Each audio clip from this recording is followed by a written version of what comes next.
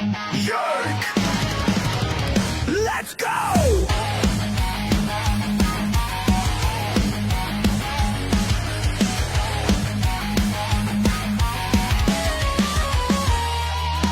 Cam's a shit kicker, 2 bombs in the lead. Soul Dragon Cougar's no time for fatigue. And he's a shit talker, stirring up the show. Never played a shift, but he's ready to go. Welcome into the Chemistry Podcast, episode number 346, baby. Yoink, let's go. Miller Lite. It's Miller time right here. This is my favorite beer. Number one. I'm buying Number Cam one, beers the other baby. night. You should have seen when Kate said, "Hey, let's go get Andy a drink," because he bought us a beer. Like Cam Yeah, was I having did. like convulsions. He's like, "Oh my god, I'm gonna." See, have like to. anytime I chirp Andy for being cheap, which is notorious, now I'm the cheapskate. Like it's always like I chirp him for something, and it is what it is. No, that's not. Be how it goes. creative. Hey, You don't know how to be do you creative. mind if we start today's show in a few minutes Yeah. from now? Andy's like, I'm stuck in traffic. I'm like, yeah, I know. The same construction I had to deal with that he did, but he gets here late. But I was on time, but we went through the same spot. My God. I just wasn't ready to get going. Somebody called me a narcissist on. Oh my on- God, they and did I'm thinking that. like, he's the narcissist. If you look up what narcissist means, Oh my you God. are you're better than everybody else. You don't give any compliments out to anybody. You don't worry about other people's feelings. Everybody sucks. That's a narcissist. So I got I jammed tell for, you but how I think great you are all at the time. what? Oh, I just tell you, I say that. you don't even and know here's what the I deal. do. The best. Here's the deal. It's when I'm You don't give me talking to compliments. other It's hard. people about you. You're not good at giving compliments. No, out. but when you I'm don't know talking to how. other people about you, You don't know how. I told Matt the place looked great today when I walked in. Yeah, you didn't. Yes, I Maddie, did. has he ever given you a compliment? Is he had I a tell him conversation great with you job without all the time. anything? You know what I mean? Me and Maddie come in here and have Cam- conversations about video games, baby. What's up? Yeah. You know. But anyway. I mean, the guy called. This is the narcissist behavior right here, dude. He called you a narcissist, and now you're trying to turn it around and accuse me of being a narcissist. I just think that you would be more than me. That's a narcissist. Do you know that? I don't know. Years ago, when I was, I did Mike Danton had gotten arrested. Oh, God. Could you believe that it's coming to that? Why does it have to go back to that? Go ahead. So he's getting arrested, and I do an interview with, and I was getting a lot of information that a lot of the other media was chasing. Right, it just was just working out that way. And I did an interview with the agent David Frost live. Mhm. Okay, his first live interview, the first live interview with Danton's dad, Mr. Jefferson, Steve Jefferson. And a lot of the different characters that were involved in the story, because there was a lot of different layers. If you go back and look at it, you want to go look at the story, you see lots of different characters throughout the course of this entire situation. But I go on Fox 2, and I was young at the time, dude. I wasn't doing a lot of TV at that time. Maybe a couple times I'd been on television, but never like this. I mean, I was leading off NBC News, dude. They're like, Speed it up. top story. See what I mean? Top Speed story. it up. Speed it So up. Fox 2 has me in. Yeah. And the guy who was interviewing me was very disrespectful to me. And he was like asking questions that maybe were just, I didn't really know how to, I answered him and I could dance on my feet, but I didn't really understand why he was asking these. So the boss at the radio station I worked at, KMOX Radio, got really upset and I think made some phone calls over there and was not happy the way that I was treated, whatever. So I called him. He ended up becoming a good friend of mine, Martin Kilcoyne. Oh, killer. Yeah. And my nickname for him on the radio because of that has always been the narcissist. I call him the narcissist every time I'm on the radio with See, him. the TV guys are. That's the thing. Like, I've So- never met. Apparently, this guy, like, go in the TV world and you'll see narcissists out radio, TV, big time, man. So I call him that. You know, it's always the way Yeah. certain people will ask you like a question. like, or what do you like? whatever. What question? Like, what? He was like, so it's the only reason you're getting all the information before everyone else because you're young. You think he's taking advantage of you because you're young and maybe he doesn't know who you are. I was just like, dude, he doesn't know who any of you Ooh. are. Okay, Yeah, this guy lives in fucking There Toronto. it is. Man. There it is. And right I was there. like, I don't think he knows any of you. You think he knows you, That's what I Martin? think I said there that. you go. Yeah, dude. like? And, That's funny, actually. Yeah, so it was. Oh man, There was like jealousy going on. for you know what sure. I mean? Yeah. So, I like that actually. It's funny, man. Like the, so I the call TV him, guys. I've always called him the narcissist. How dare you Yeah. do your homework Yeah. and research and get this news? He should have gone to me. I'm on Fox 2. How dare they go to you? I'm the big dog. Yeah, you but know? he is one of my favorite people. He's in great. media. But it is one funny, of my though. closest friends in media too. Big shout out, Marty. Yeah, I get that, man. But it's all said and fun. We've done some great radio together over the years. A lot of fun. We had a good time this weekend too. Saturday night went to the First Form Summer Smash. Yes, You know what I mean? Andy showed up late, but he's got 3 kids. I get that. it was actually on time because the concert hadn't even started yet. There's well, a the lot of concert things that were started at 6 going o'clock. on. It's all good. I was able to see a lot of people. Well, the only on thing my is, way like, I gotta in. look at my phone every 2 seconds because Andy doesn't know how to get to point A to point B, and I gotta help him. Cam's like a like, child. Cam's like, I come, don't like leaving. come up here, dude. Like, listen, there's thousands of people there. Yeah. There's stages everywhere. I'm trying to find Cam, and he's like, I told his you to text text says, Kate. come up here. Yeah. Well, where does that mean? Like, Figure come up it- where? Figure it out, baby. Figure it out. So you made It was Nick cool. come find me in the No, middle Nick of would the do crowd. that. Nick Clements, who works at First Form, who's just an awesome guy. But that place is rocking and rolling. Who was there? T-Pain, Lil Jon. Dun dun dun dun dun dun dun dun. I like that song. Yeah, Lil Jon's cool. Snap your fingers, you know. Okay. But then the DJ came out, which everybody there knew who he was.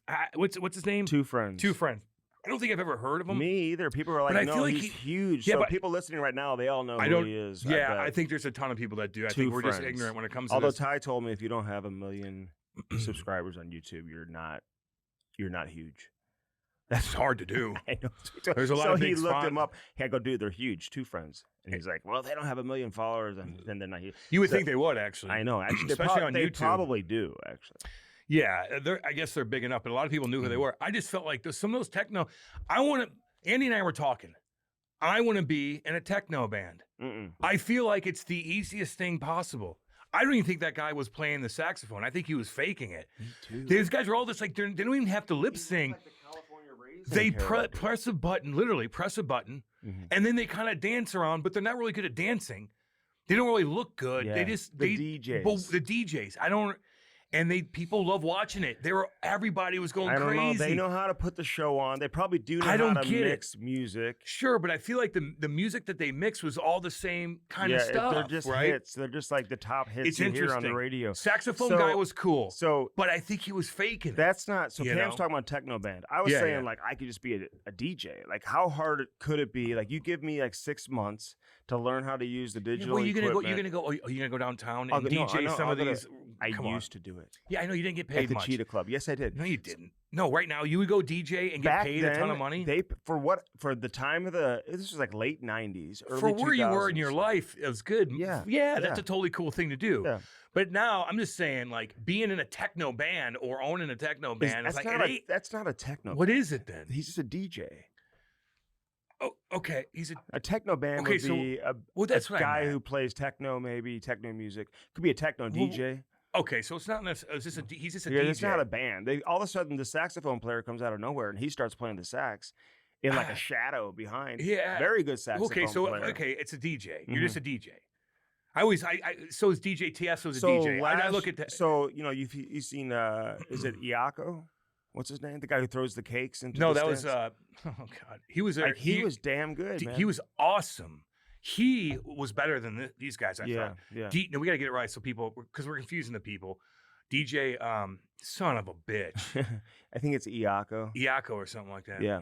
Well, Anyway, they don't it know doesn't who we're matter. talking about. He's It got the doesn't long matter. dark hair. He's really good. Asian dude throws cakes into the crowd. He's really, really good. Now he was good. These guys were good too, man. I'm just saying, like, I think I could do it, and I'm considering like a new career as being a DJ. And he wants to be if everything. anybody out there wants to hire me, and I don't want to be doing the weddings and bar mitzvahs on Saturday nights. Well, that's exactly what I'm you're looking gonna to be doing. do like You're gonna be doing it at the Creve Coeur Racket Club, I'm and they're looking gonna to get do pissed. nightclubs at the Downtown. no, in Vegas. Yeah. You know how much money those guys make? That's what I'm saying. It's easy. Like there's press buttons, and then you Mhm. go up there, and you don't even have to be a good dancer. You're just like this. You see, yeah. that? See, but it used to be back when I was like going to like hip hop shows and stuff like that back in the day, Cam.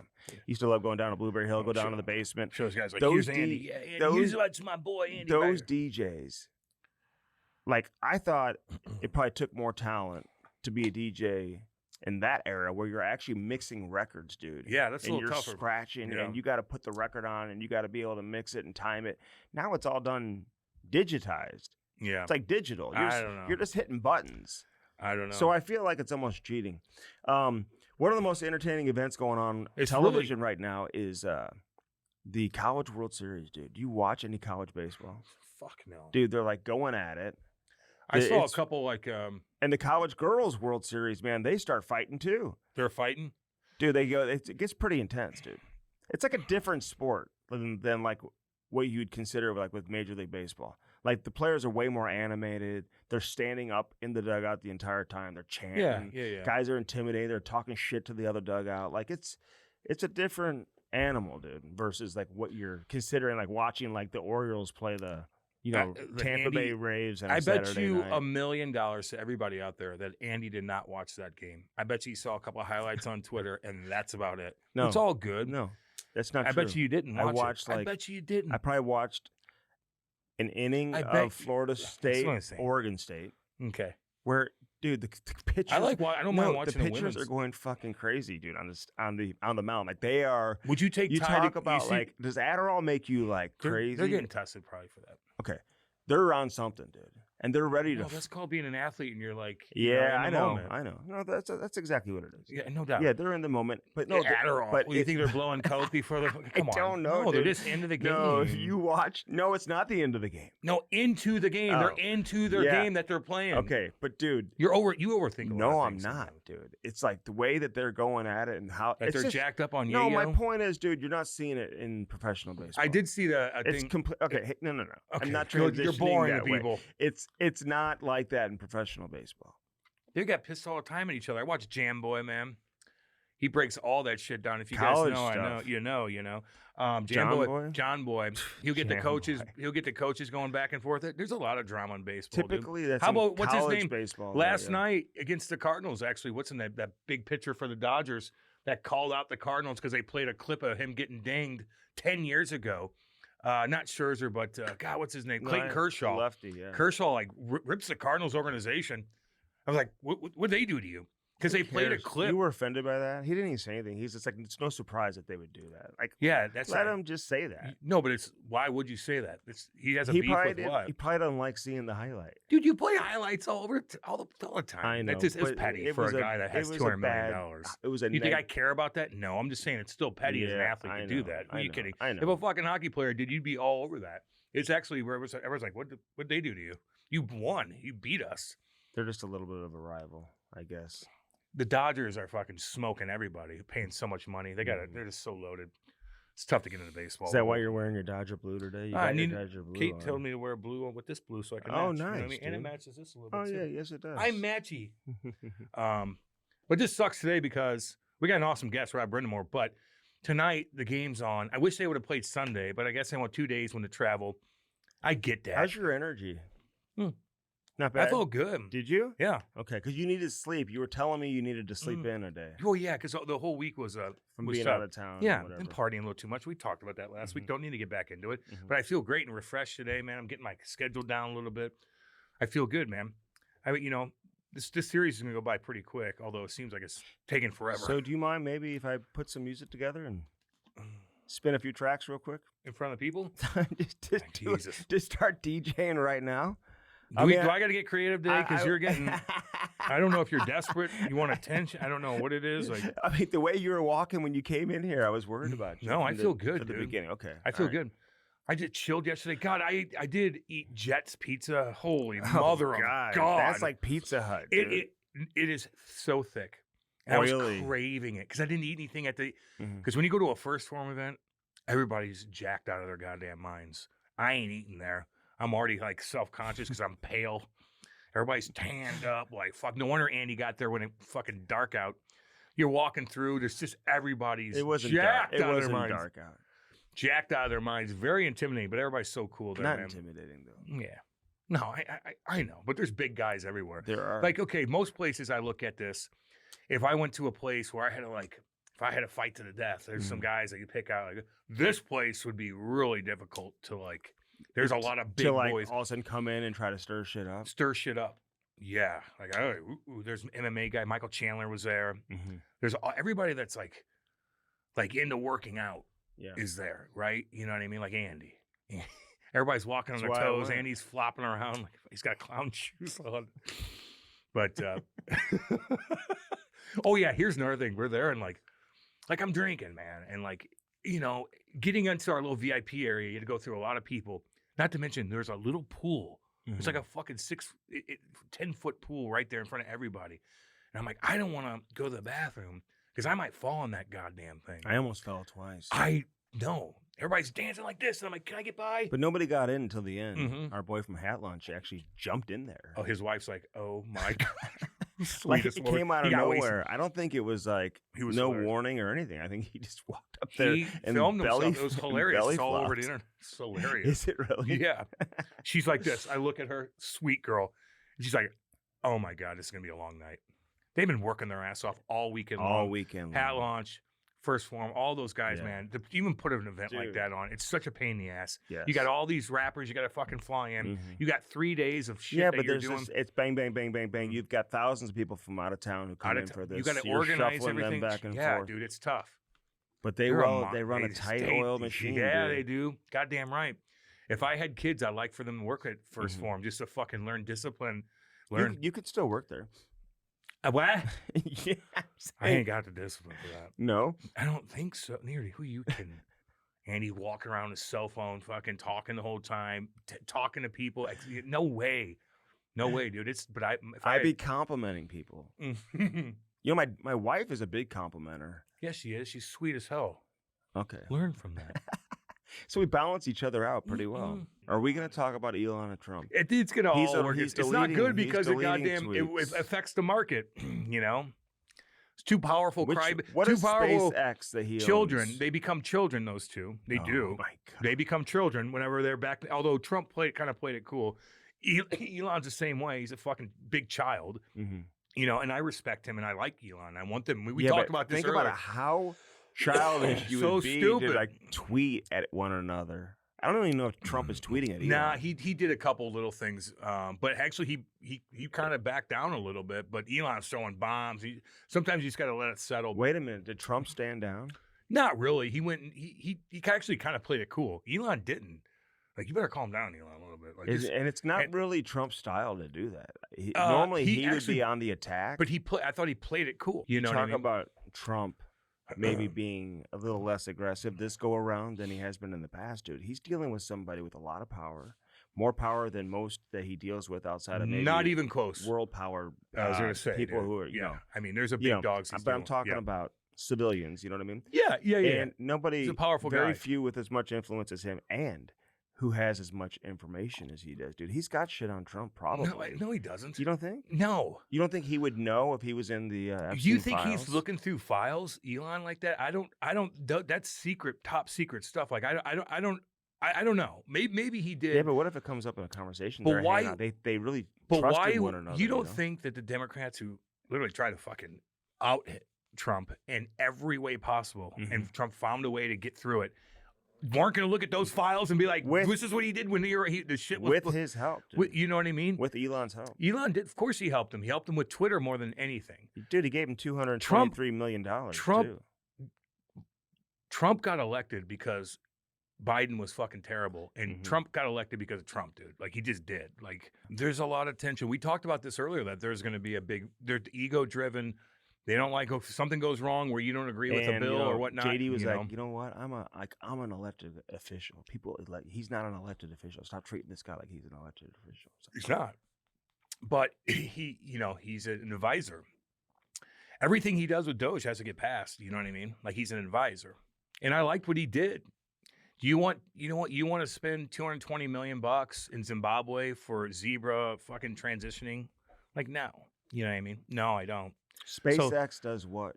What do you mean? No, I mean, like, he owns SpaceX. Yeah, right? It's a big deal. So dude. he is the guy. God, yeah. And they're more not powerful, but they're more innovative than NASA. But there's funding that goes into SpaceX as Sure. well from the government. Is Trump threatening to cut that off? I think it was more for Tesla.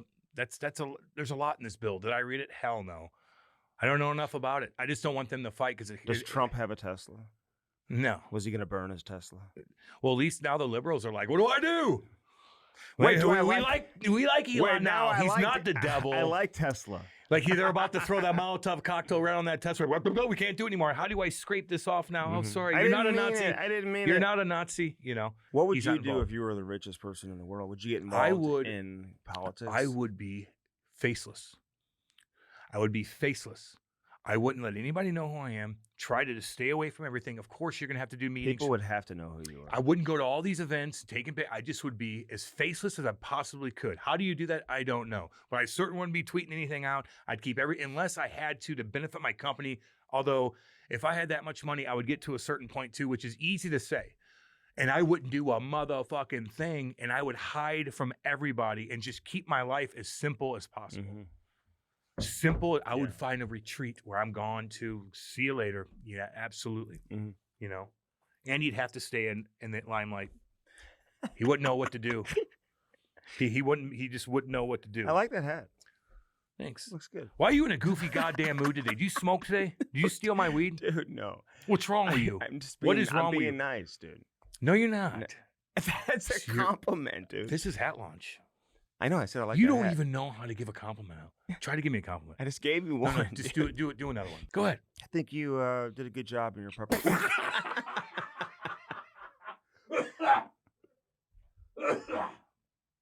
Oh, you can't do it. Watch, I'll give it. I think you do work very hard. Listen, Andy is a goddamn hard worker. Hard worker. He's a damn good daddy. Take Ty anywhere, take Chloe everywhere, does everything for Ivy, anything they need. Andy, although juggles so many different things out throughout life with business and traveling and doing all this and working for the Blues, he's got a lot on his table, but you are a goddamn good daddy and a good mommy. And seriously, a good That's husband. a narcissist. A damn good husband. Like, you are a loyal, monogamous husband. You certainly are. You work your ass off, and you're really good on TV. You do your homework. And if somebody wants to stump you about anything on hockey, come at Andy. He'll get you. That is a compliment. Give me one. Damn good daddy. Mommy. You are. You fucking asshole. He can't do it. This is unbelievable. I told you. It's unbelievable. Go ahead. All right. I think you're a great teammate. God. No, dude, This listen, is really you're something. a great teammate. You don't even know You it. were a. You don't even. You were a No. hard-nosed player who would do anything for his teammates on the ice. A player that you would want in the. What in about the, in now? The What about now? What about now? I know that if I needed anything, I could, except political information or You can't do it. You can't. or Political information. political You advice. didn't even know about politics Political till you advice. met me. If I could go, except for CNN panelists and analysts. And I everything. talk about politics. But Now if I'm on radio every single day. I could go to you about anything, and you'll be there to help me out. I just know that. I mean, damn, dude. Okay. You don't even I know think it. you're very entertaining on the radio. You don't or on even the, know it. podcast. You're very entertaining. don't here. even know No, you're- you're very entertaining here. You have your body is What the fuck very. is he doing? Your body's very disproportionate. You have monster feet. That is a chirp. Oh my god, That is a chirp. Your feet are so big. He's the I'm fucking biggest. hideous. He's the most enormous 5'11" human being I've ever That seen is in my life. Such a dude. fact. It's weird. He sweats. Did I look he big at sweats. Summer Smash? No. No. I look like a child. Mm-hmm. If I looked like a child, You you just- walking through there. No wonder I couldn't find you. Mhm. I couldn't find him. Seriously, I couldn't find him. It's like finding like an ant in the grass or something. Like there's so many monsters everywhere. Like, where are they? And all of a sudden you popped up. My God, Mhm. that took you a long time. I just went boom. I know. I just went That boom. was great. I know. That was great. I know how to I give compliments. appreciate I know how to that. give compliments. He's, out. but you know, I You appreciate got to work that. on things, Andy. You got to work on things. It's You okay. are a. Okay, I do have to admit, there's not much that I'm doing good right. Okay, So what do you there's mean? Not, Don't say that. There's dude. not like you did. You're know, very entertaining on the podcast. That's fine. You're- Whatever. Like, you can be funny, dude. but I there's just- not much. There's not like one thing you could be like, "Hey, Cam, you're this," you know. the way you pull off that bright colored blue, dude. It's just. Kate dressed me. Looks I fine. mean, it's a very. You know, I'm just Looks saying, fine, dude. it It's a- matches. It's a compliment. Is what it is. It matches. You know what I mean? It does. Oh man. You know what I mean? God Almighty, you just don't know. You don't know how to do it. It's all good. I wish the game was on. Like, Well, that's the yesterday. It problem. fucking sucks. Listen, we're doing the. You know. we got a good interview. It's all good. Rod Brind'Amour is fantastic. He's about as Couple cool as you can get. players who I never really paid close attention to. I did pay close. I shouldn't say that because I obviously pay a lot of Who? attention. What are you talking to about? 2 players in the series that I have just gained a lot of respect for in this Can series. I name them? Yes. One for each team because I'm One trying for- to balance it out. Okay, one for each team. And I already had respect for them, and they were already, More respect. household names. Have we chirped them before? They were already household names, but now Well, I'm Marchand is one of them. yeah, I'm just like, wow, I can really appreciate so much And his more mommy about going, this his guy. mom going crazy. Oh my It's God. fucking awesome. She looked like she was from like the Jersey Shore. Or But something. listen, and I know there's gonna be a ton of plays tonight. I know, I get that, but like we haven't talked about it, so it's. But like for the Marchand, like even that little simple Okay, play. there's 2 of them. The little. Oh yeah, for the Oilers, Mhm. Bouchard. No, I always like Bouchard. Well, he's up and down. I don't know. I just like, think he's he's kind kinda of he's either going to be a sporadic. disaster or he's Yeah. going to be unbelievable all in one shot. Kane.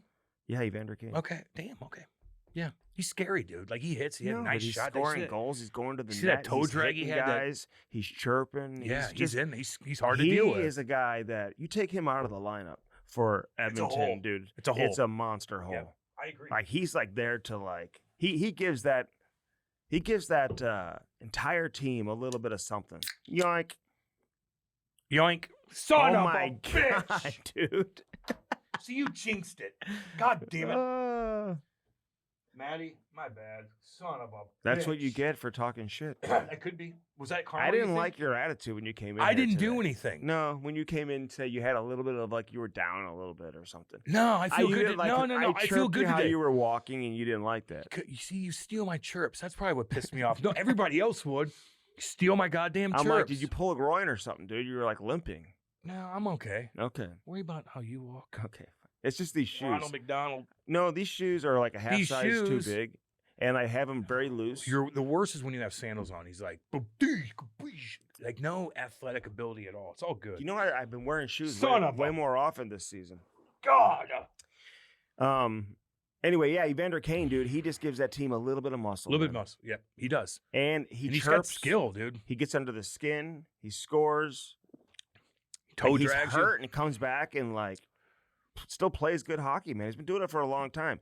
If he could cut out some of the other shit off the ice and whatever, which kind of like I haven't heard anything in a long No, time. Stay either away have from I. the girls. That's what I think he's mean. got a cool chick now. that's what I mean. They just all so hang, it's like yeah. that kind of created a lot of the perception. His He ex-wife. was like everywhere. He was like calling His everything out. ex-wife. He was going on TV. He just wanted to be like. Did you hear her? She slowed down a little bit, Mhm. but I've been watching, following her go after him, and it was sad for him. Oh yeah. Remember, she filmed Evander Kane with his daughter. She's like, "Look at this scumbag! Look at this scumbag! He's a scumbag!" He's just trying to calm his daughter down. Like, I gotta take her now.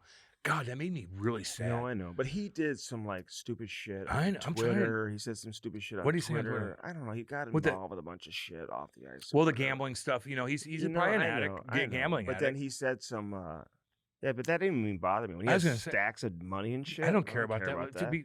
You have money. Go ahead, spend If I was it. the richest man in the world, I'd probably do that on Twitter. I'd I just know be- you I would. just Andy'd be on like- Twitter giving his advice out to everybody. No, but he went on like ESPN a couple times, and then like, he was never heard from again. You know what I mean? I don't think it went over very well. Yeah. So he was just kind of annoying. At one stage during his career, he became a very annoying It's figure. too loud. He was too loud. I Too remember- loud. I know exactly what you're talking And he was about. trying too hard, and it just wasn't working. And now he went away with his injury and stuff like that, man. He comes back, and he's just approaching things way more chill, way more confident. Just be who you are and go out there and dominate and play hockey, and then be cool off the ice, dude. He'll rolling up in a Rolls Royce, Yeah, dude. yeah, Rolls Royce. You got money. Although Which is fine, dude. I'm not Wait, tripping wait, that wait. at all, dude. I'm like, I am a little bit actually. I'm Now I not. think about it. it's because Be- Patty Watt called him, or Patrick no, Maroon no. called him out for it. That's No, why. because you went bankrupt and you owe a lot of people a lot of money. You owe a ton of money through a lot of things, and then you start.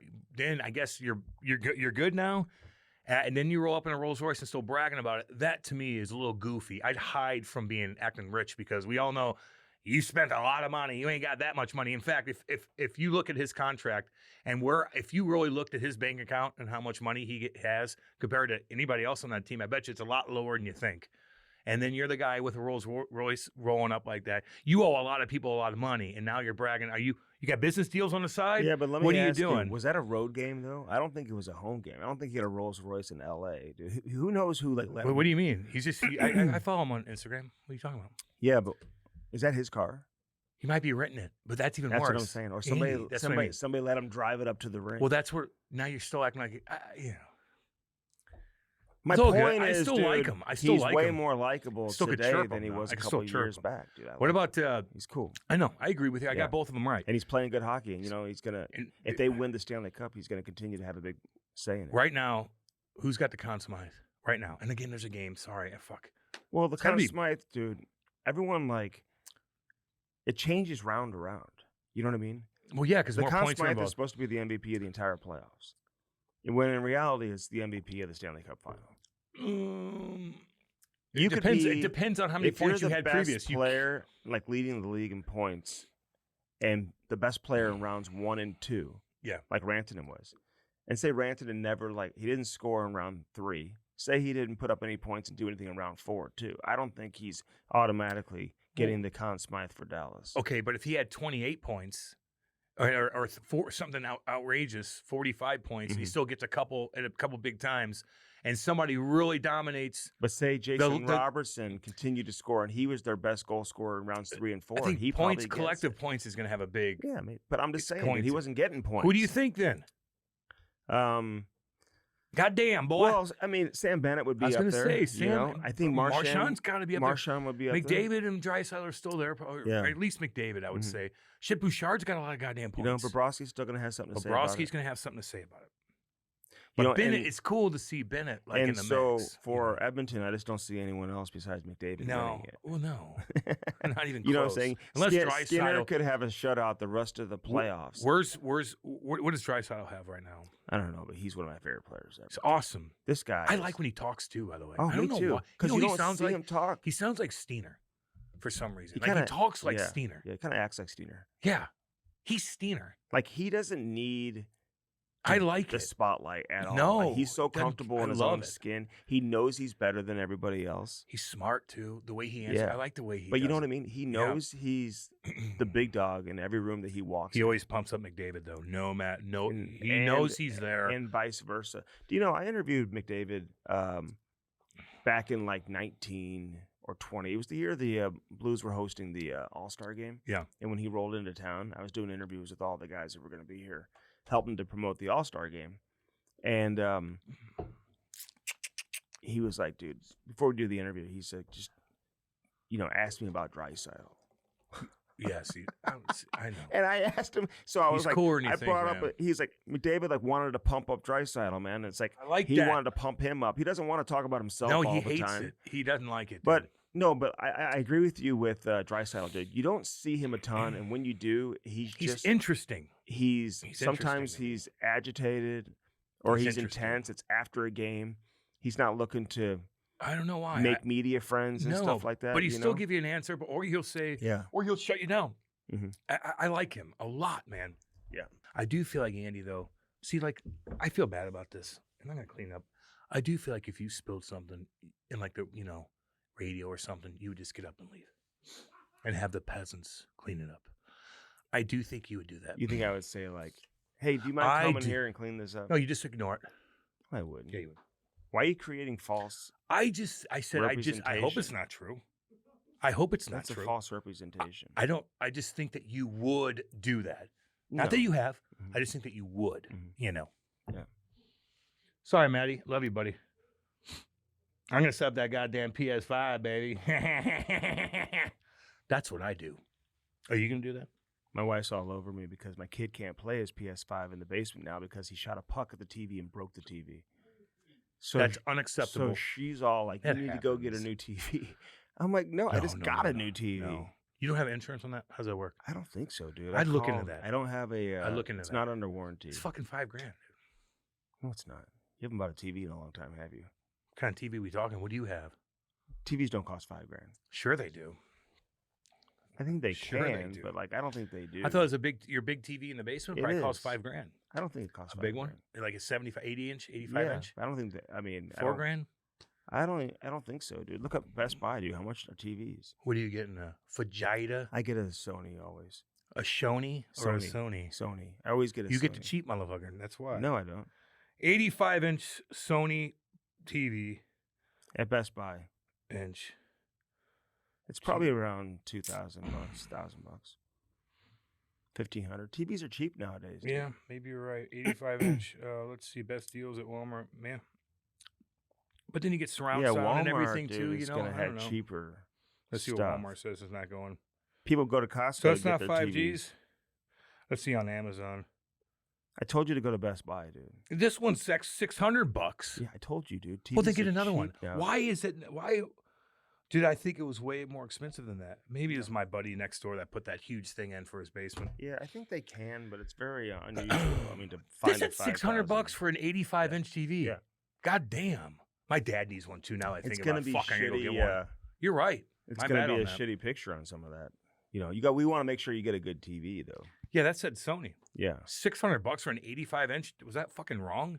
Damn. I don't Get a know. couple of those Is goddamn that on sale things. right now? I don't know. Maddie, Some let's bitch. put a TV Look at up that in mug. here. 85 class S5 series 4K, $600. Mm. I'll be a some Is it on bitch. sale? Save Some bitch. Save how much? $150. So it's $700. I was way the fuck off. Way off. Dude. Holy macatoli. $5,000. Jesus. But everything else costs money. Like, if I want to do my goddamn bathroom, whoo, doggy. I have to rip out all that shit. That's expensive, baby. That costs a lot. Your deck will cost a lot. Mhm. Pools cost a lot. You know what I mean? Driveway sealant probably costs money. But your TV, the technology doesn't. Would you sign? It costs more in the early 2000s to get that thing. Would you give John Tavares $8 million a year? No. No, I wouldn't. Okay. I don't like how aggressive you're getting with your no. I'd say I'd you're give him leaning I'd over say the- him $6,000 or $6 million. Okay, now here's Not the $8 question. million. I don't know. I'm not signing for less than 7.5. You asked me if I'd sign him for that, and I So said no. I wouldn't everyone sign in Brock Toronto Nelson who for thinks 7.5. you're getting him for $5 million. Like, dude, not anymore. No. Unless he just says I don't want to play anywhere else, and you guys have paid me way too much money Handsomely, anyway over the years, so I'm going to balance it out, and no I'll take way. a contract for $5 million Andy. a year. No way. Thank you, Patty Brock. Brisson, I know you're listening. I feel Thank like, you, Brock. I feel like Brisson Yeah. represents a ton of the big dogs that Yeah. are available right now. That's And- interesting, though. And you gonna let him take $5 million to stay in Toronto? I feel like Toronto could go on the decline here over the next few years. If they lose Marner, which they probably will, if they lose Tavares, and listen, they're always going to be in the market to sign guys, but there's not that many great players available. I mean, even as everyone's getting all crazy about Sam Bennett, I'd take Sam Bennett, but we're talking about a 50-point player trying to replace a 100-point player. Like, it's a little bit of a different situation, and Bennett's not going to go there anyway. Well, who are you going to sign? I mean, you're going to get like Duchesne or something. Like he's what I another. mean? He's in that same So category there's as no I look real at. like superstars, No. that are truly available. There's big names like Marner and Bennett that people are going to pay attention to.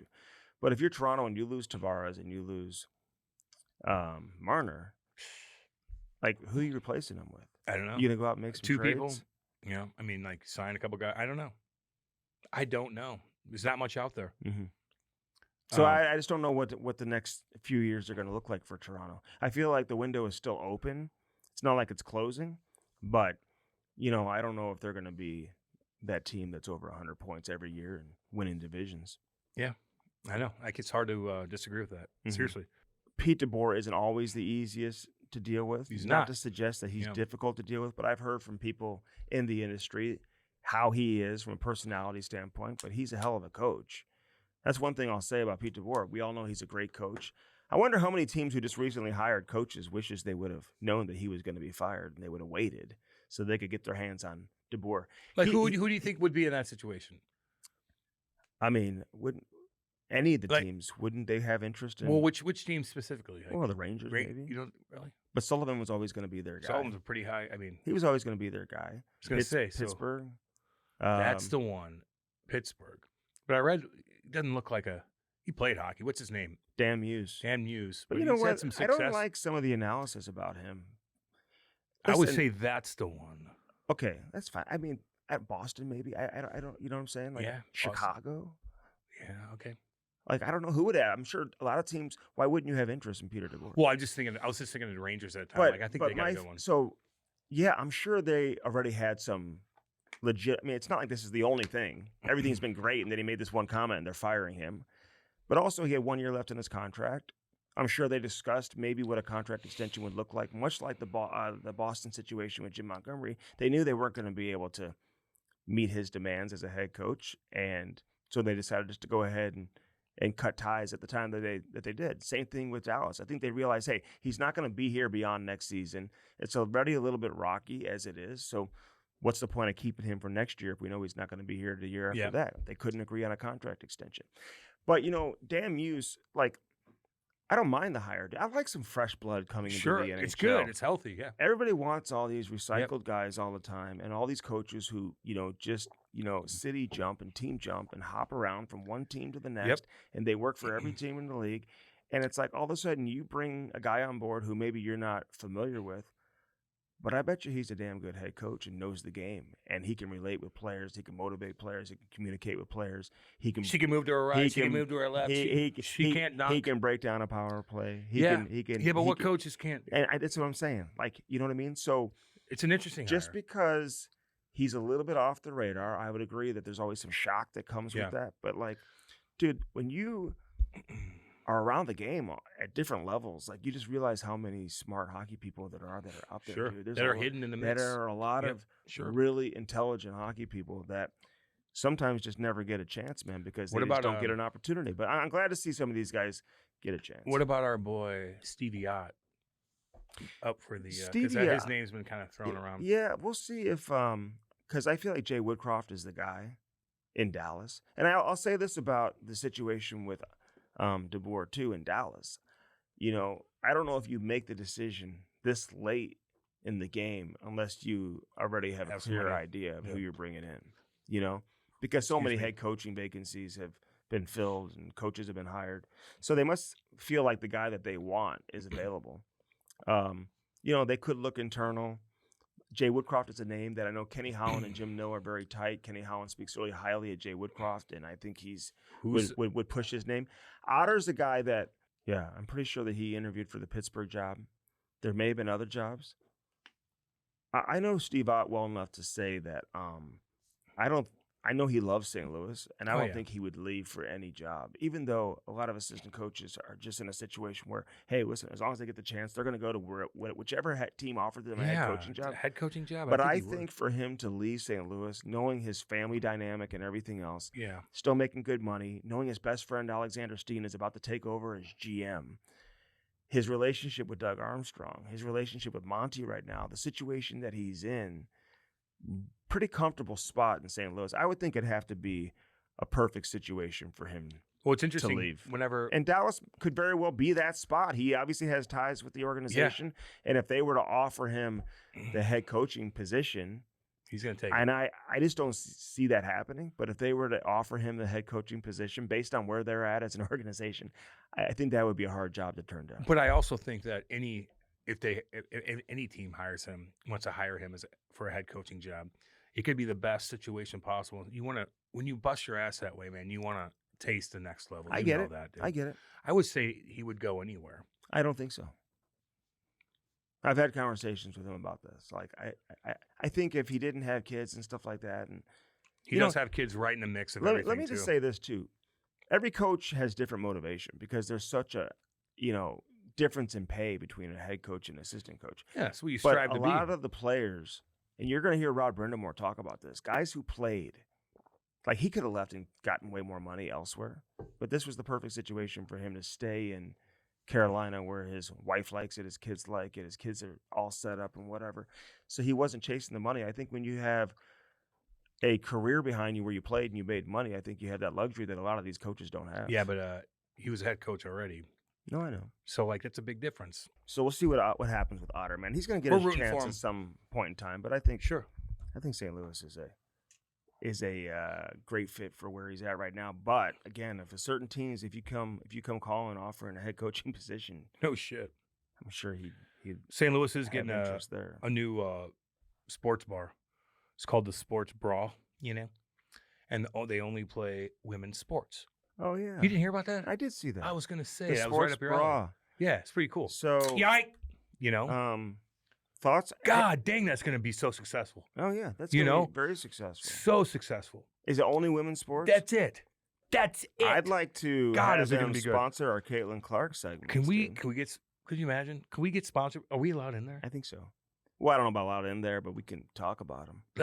We Sports Bra. Sports Bra. Pretty cool. It's going to be very successful. Hopefully, it's downtown St. Louis too. It'll even be more successful. Yeah. Because things work out downtown. So I once worked for this guy in radio, and he bought the station, and bought two stations. And called one the man and one the woman. Yeah, Andy, that's $5.90. And so I remember walking out with the guy who the day he had a press conference. What's his name? Dan Marshall. Oh my God. It was such a disaster. Dude. They had the man and the woman here for sports radio. Mm-hmm. It was the biggest disaster ever. And the guy's like, it hit me like a bolt of lightning. It was so bad, right? So bad. So anyway, I'm working there. I work for the man. And you sure about that? Yeah. Oh yeah. I worked. But didn't you work for the woman first? No, somebody. But didn't you work? No, Iggy did. Of course he did. He worked. But I thought you. All right. No, I never worked on the woman.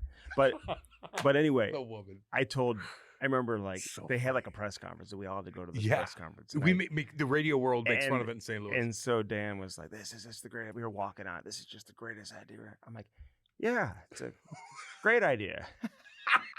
It'll work." He shut it down like a month or two later. Oh, listen, women don't listen to sports radio. They just don't. The majority, I mean, probably a tiny percent. It's all dudes. Like, it's all dudes. Now, women will listen. That's not true. Women listen to it. Some do, but if you look at it. But they don't want to. The women who like sports radio don't necessarily just want to hear women talk about women's sports. Hold on. Dude. No shit. That's what they don't care about women. They want to hear about men's sports. Mm-hmm. But not many women listen to women. They just don't. In comparison. They just don't. Now, they'll listen to podcasts. What's the percentage? And stuff. Oh, the podcast. Yeah. They'll listen. We get a lot of women who listen. They'll listen. I know. But they'll listen to certain podcasts, but they're not chiming in to sports talk radio they're just not doing it as much as men. It's just a fact. You know what I mean? So is there enough audience for a women sports bar? I don't know. Probably not. Caitlin's been hurt, dude. Angel goes why would you do that? Angel's team, the Chicago Sky. Yeah. They go in to play the Fever, dude. They're all cocky, dude. They lose by 30 without Caitlin Clark, and she puts up 4 points. And then Sports Center, of course, says, check out this layup, this ultimate layup by Angel Reese. No, they didn't. Yeah, they did.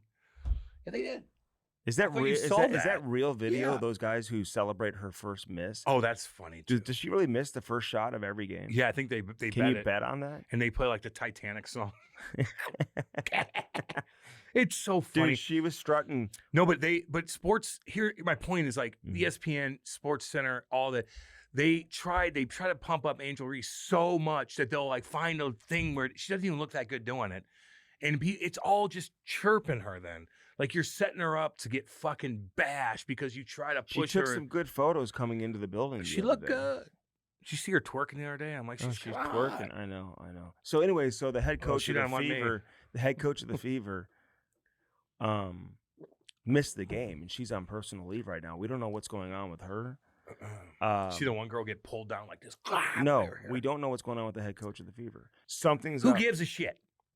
You know, so they probably have a family matter that they got to deal with. Something is up.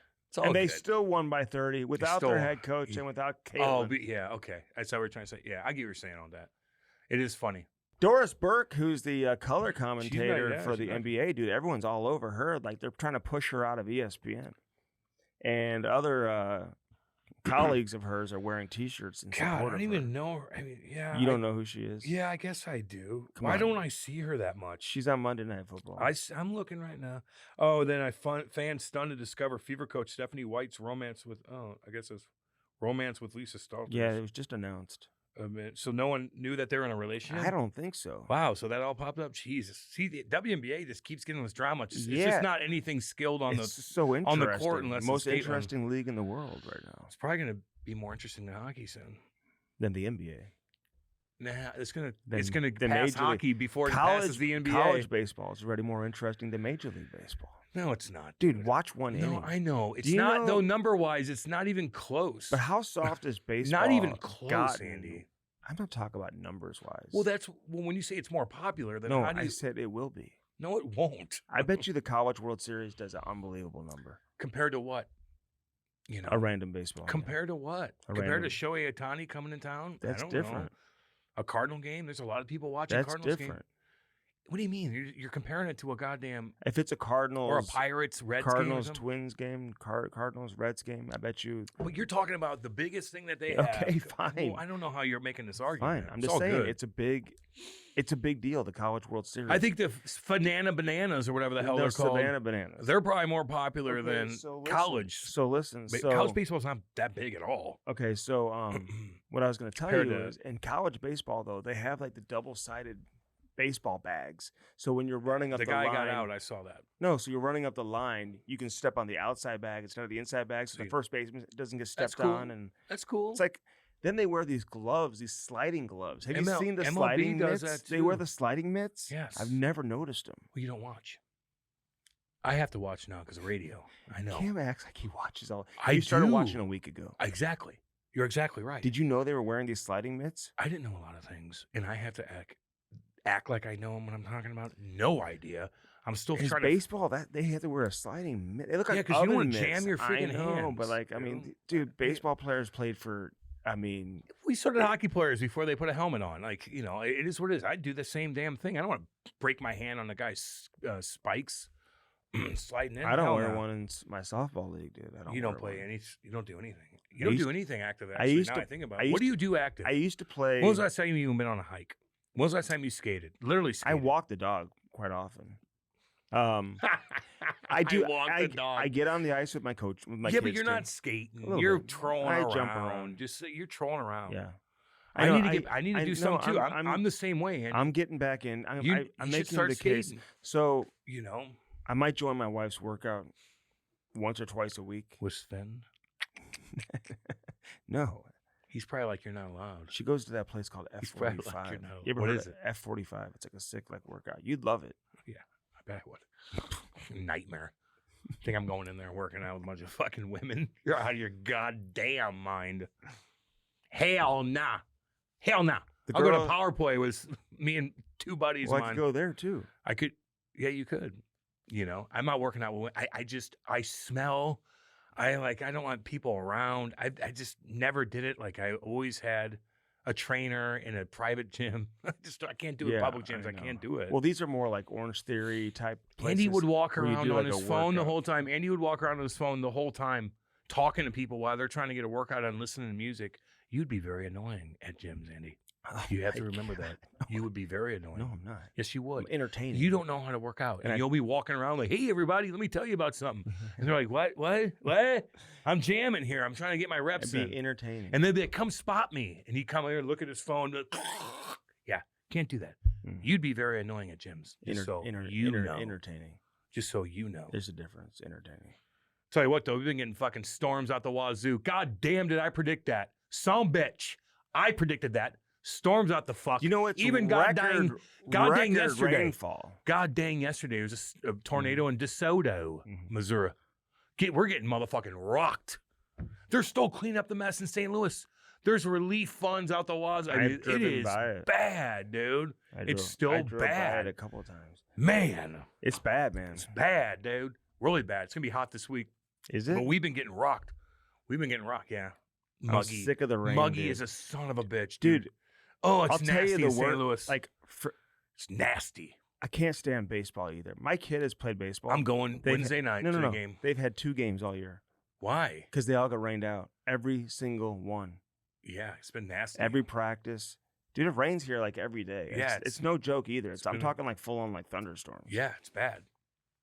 Things we get floods here, It's man. not like Seattle where you get a little bit of a mist, maybe a Yeah, rain here and there. and it flows in the right and direction. It like cools off and it feels good and like fresh mountain air. Yeah, no, this is like This is like- downpours where And then it's humid as shit. jams you up on the road. There's big things of water on the side of the road on down highways where it just gets clogged up in the drains. Accidents out the fucking wazoo. Tornadoes are fucking rocking Mm-hmm. us. We've been getting fucked up in St. Louis from the weather. And I did predict that. I did. Everyone knew that, dude. You said, No. No. Maddie, can you? Everyone knew that. You don't know how to give a compliment. Now. Everyone. Oh my If you would have done that, hold on. listen. When Andy predicts trades to all this, I go, God, I protect you. Guys steal your stuff sometimes, and I fucking Oh yeah, protect well, you. Lindenwood University protect just you. hired Keith Fisher. And you called that months ago. You called that months ago. You did. You did a damn good job because you did your research. Mm-hmm. And you still won't give me credit. You still won't. No, I think it's great that you were able to forecast the weather. It was great. I've been looking at it was great that surveys you did that. and stuff. No, I know it was fantastic that you. Thanks for giving us a heads up, dude. You almost died. Thank you. Didn't you almost die? Your family almost got rocked. With You're the texting tornado. me. No. You're texting me. What do I do? Is it coming? I go, yes, it's coming. Get your head on a goddamn swivel. Get the kids downstairs. Get Lori downstairs and fucking figure it out. Okay. I saved your goddamn life. Yes, you did. And you're still not giving me a compliment? Oh my, I don't give a fuck about this new Lindenwood coach. I don't care about any of that stuff. That doesn't benefit me. Don't tell him that. He's listening. Good guy. Great guy. Supposed to be awesome. Came I'm from gonna be hanging Penn with him. State. No doubt about Princeton. it. Princeton. Smart dude. Won championships Smart in the dude. USHL. I will go up and shake his hand because he's going to be around the alumni a bunch. I will hang out with him. We'll probably be buddies. But I'm just saying, Andy, it's all good. I don't need anything from you. No big deal. No big deal at all. But we do got Rod Brind'Amour up, man. He was great. It's so funny looking at Rod Brind'Amour and Eric Tulsky even have a conversation together. Oh my God. It is. He was kind of honest, like, hey, he's tough. trying to figure out how to work with somebody like course. this who's coming from this position all the time. Looks like me and you sometimes, just like. What's Vegas gonna do? Probably win hockey games and try to get as many. Are they? If I'm Mitch Martin, I'm going to Vegas too. Going to Goddamn Vegas. Right. Of course. That's why it's we're one of my top three. I will say this: if I'm Pete DeBoer, man, when you have certain jobs in the league, those are tough to lose, man. A Dallas job. A Dallas job. Come on, yeah. I mean, how many guys would want to work in Dallas? A ton. You know, you're going to have a Jim competitive team. You got a GM That's who's awesome, who's fair and not going crazy on you. Yep. He's not ranting and raving. And there it is. Watching every move you make. You know, and it's a great lifestyle for your family. Yeah. It's a beautiful city. Beautiful city. Well-run in more ways organization. than one. I think Chicago. You got a good crowd. You got a good crowd. You got a good fan Dallas base. is beautiful. See, that's a compliment right there. Dude. What does that have to do with me? I ain't from there, I'm not baby. talking about you. You didn't say Eureka. I'm not talking about you. That's a compliment. You're fishing. But yeah, for him, that's just kind of, I would be like, damn, that's a sweet spot for coaches. Especially right now when they're good and deep and they draft well. They got everything going for them. That besides, they got to win a cup. They did 99. It's all good. But man, to get fired from that job when I think that could have been preventable in probably a couple little decisions throughout the year. I mean, they've been dominant. They got to win. They got to win whenever push comes to shove in the playoffs. But man, oh man, I'd be pissed if I got fired from the Dallas Stars being the head coach because the grass doesn't get much greener than that, baby. I know others have hinted at it too, but if Pietrangelo, and this would kind of be the biggest thing to do, like, okay, Pietrangelo goes on long-term injury. Now we go out and sign Marner. They move William Karlsson. I mean, How many points did he get last year? Karlsson? Yeah, what do you think? Look, man, he's clutch, man. I love watching Karlsson play, but I mean, like what, 50? Who would you rather have? You know? Yeah. Karlsson's won a cup, man. No, he is, and he was a big part of that. I'm not like taking anything away from. Again, you have to look at the playoff aspect of all these cats now when you're going to sign them like that. You know what I mean? There's some guys that are really good in the regular season that just can't figure it out. 53 games last season, but he scored 40 obviously in the past. Their first year I know. in Vegas. Yeah, that's a while. 30 last year. Okay. You know, but he can kind of go from anywhere from 15 to 30. You just don't know what he's going to get any particular year. That's a gap. But, you know, and he's a winner. He's not getting any younger, too. He's 32. Yeah. You can move on from him. What happened I think we'd all agree that he's been dealing with an injury for quite some time. Yeah. And if you remember, you know, Petro didn't go to the Four Nations. I think injury was part of that. You know, he was dealing with an injury. But I don't think he was really, like, dying to go either at the same time. He's probably tired, man. I think Petro is, you know, I will say this about Petro. As much as he loves the game, I think he's so content at where he's at in life, man, and what he's achieved. Why wouldn't you be? What he's achieved as a player. Yeah. Like, some people wouldn't know how to exist without playing in the NHL. Yeah, a lot of people don't. And that is their identity as a human being, is being a hockey player. I think Petro's one of those guys that'll be just fine. I think there's more guys like that than you think, but no, I know. But like Petro is like, he's won his cups. He's, you know, he had the international success. He's is he a Hall of Famer? He's been a great player. He's possible Hall of Famer. That'd be something I'd want to strive. But it's like for. even like when he left here, like having a statue out in front of the Enterprise Center, having your jersey retired was not the most important thing to him. You know what I mean? He's made plenty of money, and still has a couple years left on his deal or whatever he's got left on his contract. Where if he's hurt, he's going to get paid. I think he had a lot of family issues too. Where he probably, had I some. bet you he would go to the Four Nations. I just think that he had some stuff going on. He probably needs to get organized, man. Like, Yeah, he's had a long run for he a long wasn't time. going to leave his wife for, I know. you know, His wife's with the probably- 4 kids. You know, I don't blame her. Like, there's things that happen. Like, Dude. you need to be home sometimes. We have the money. Like, that doesn't matter. You get How another long are you gold. going to keep playing? You're gonna play you in the got your Olympics. 2 cups. Like, sometimes Some guys just want to play forever, and I get it, man. Nothing wrong with that either. But not everybody's Corey Perry. You know what I mean? yeah, I know. Like Corey Perry, like is just More wants to love, play yeah. hockey He does. forever, dude. Well, yeah, I don't blame him. Did you see his son the other day Mhm. at the beginning when they did all the press conferences? He's literally holding court, talking to all the media, saying, "Daddy, I'm not going to school today." He's like, "No, you are, son." He's answering questions like, "Yeah, I've been here like 5 times in a row." Blah, blah. Hilarious, man. Ty would be if you only played and got to the cup. Just one game. Little Ty would be up there, and they'd ask him, he'd just be like this.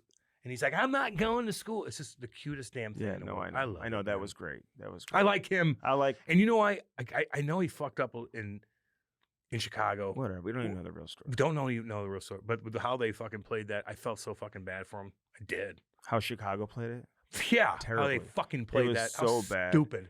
and then Oh yeah, but I you know what? hated that. and dude. then and Connor, but poor then Connor Bedard. it opened the door for him to get to Edmonton. I know. How come nobody know. signed him to begin with? That he had to go to Chicago to go play that season anyway. I mean, look at Because this he might have guy. been like, but I think he slowed down. I don't know. He might have got hurt or I don't know. something. See, I forgot. We've said this before. I'd always be looking to identify who's the next Corey Perry. Like, does Jamie Benn care enough to that's a dig good- in That's a good question right there, baby. as deep as Corey Perry does? Like, I'll say this about Dallas too, because I've always heard the players kind of run the show there. They always have, no matter who the coach is. That core group of player, they run the show. So even Jim Nill has come out and said, as long as I'm here, Jamie Benn's going to be here. But is that in the best interest of the organization to keep Jamie Benn there beyond the season, based off of what we saw from him in the playoffs? Like, can he still play?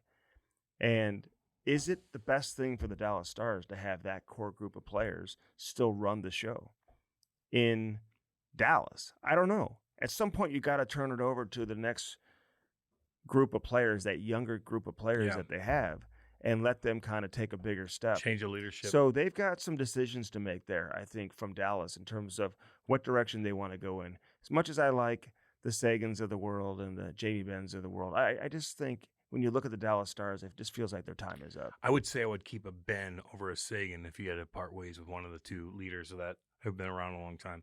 I would say you can keep a Jamie Benn. Maybe he could age a little bit easier than a Sagan could. I don't know. Yeah, I don't know. Sagan gets around the ice a little bit. He does, but Corey Perry's good around the net. It's kind of like Patty, where Patty could age well. Yeah. because he's just so good around the net. Matthew Tkachuk could age well. Brady's going to be able to age well, even if they get no, slow. Marchand will age well. Marchand, well, he's skating. Getting fucking 2 breakaways a goddamn game. Isn't I that know, weird? I Who's know. that Matty Tkachuk I had a know. breakaway? But that's what I'm saying. Those veteran guys, the Ryan Suiters of the world, the Max Pacioretty's, yeah. there's certain players that just kind of reinvent themselves to be able to stick around and play as long as they do. Yeah, if you're You good know, around the net, you you think can find Pacioretty, you ever ways. see him running around hitting and stuff like that throughout his entire career? He did in the playoffs. Now, That weird? because now It's he's like doing what he's got to do Kasperi to have he's Kapanen. got a role on the team. Kasperi Kapanen. Kasperi Kapanen, though, listen, and I like Kapanen, and he's gone to the net more in the last couple of weeks than he did I know. in 100-plus games here in St. Louis. The Blues brass must be watching and being like, okay. But I'll say this about Kasperi Kapanen, because he's always that guy in practice that stands out because he skates 100 miles an hour. Even in the games, you see it. And he can shoot the puck. It's just unbelievable how well he shoots the puck. So you always knew he had the tools. But it's like in Pittsburgh, he stood out for a little bit, got a nice contract extension as a result. Then they had to get rid of him. St. Louis came here, played great hockey right off the bat, scored a bunch of goals, got a contract extension. They kept him. Then that fizzled out. They put him on waivers. So what he's doing right now with Edmonton, that's just kind of what he does, man. He's always done that. When he goes to a new team, he thrives and shines right off the bat. But for whatever reason, just hasn't been able to sustain it. Well, I just rather him shine when you're in the playoffs. Well, And they got him at the right time. Like he's putting he gets like 5 shots a game. I don't know. Last game he did that. Well, This game too. He had a He'll bad get 5 turnover on the wall last game. Last game is different, but before that, he was getting it was like 5 and 5. Yeah, but 5 now, hits, 5 shots. But now Like, we'll okay. figure it out, Cam, because with Hyman out and the injuries, he's That's a playing big higher problem. up the lineup. Sometimes these guys are best served to be lower in your lineup. Where there's not as much pressure. Now he's going to be a top 6 guy. He's got to be expected to produce, man. What do you think of Bennett and the goalie situation? He's been in front of the net a lot. Mm-hmm.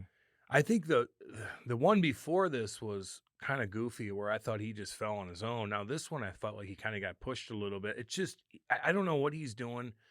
I do think that he has a game plan in front of the net. I do think that he'll over exaggerate because he knows what he can get away with. I didn't even like that call, to be honest with you.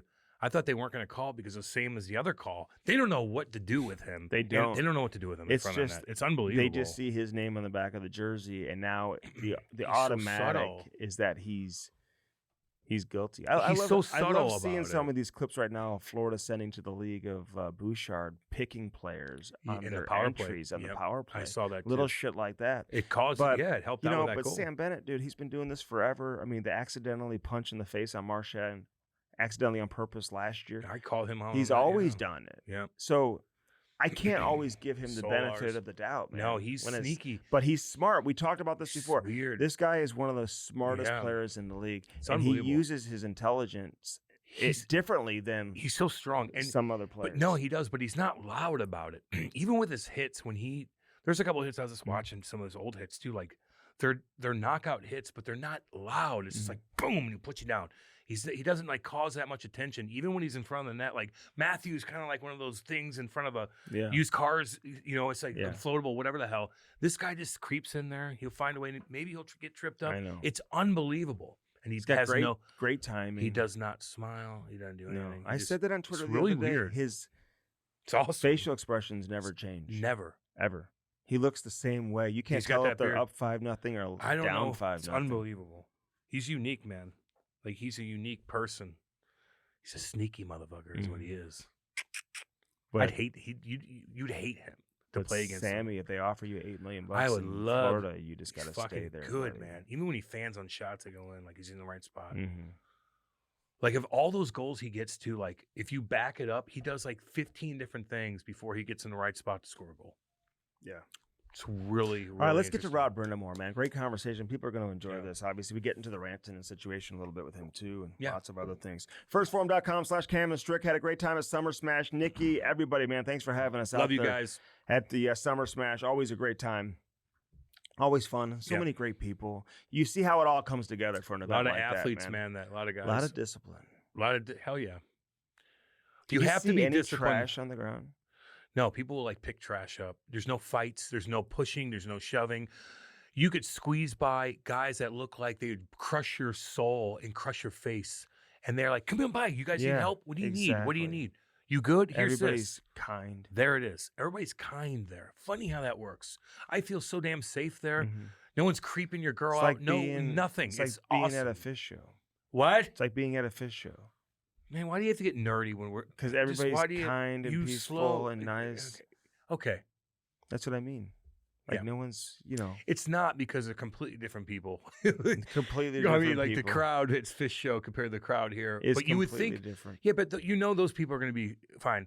When you walk into this scene, you think this is going to be the fucking Jersey Shore, Right. where everybody's trying to fight you. I'm the biggest big Mhm. dick. No, they pump your tires up. Andy's probably the only one there that doesn't know how to give out compliments. It's not The true. only one. Everybody else was sweet as hell. I give a lot of compliments to a lot of people. Oh yeah, And I do to you too, but you're not always there when I do it. it's hard to do it to me though. I get that. So, what am I a good? I think you're a great teammate. Yeah, but give me something I don't kind of know. How's that? Just think about it.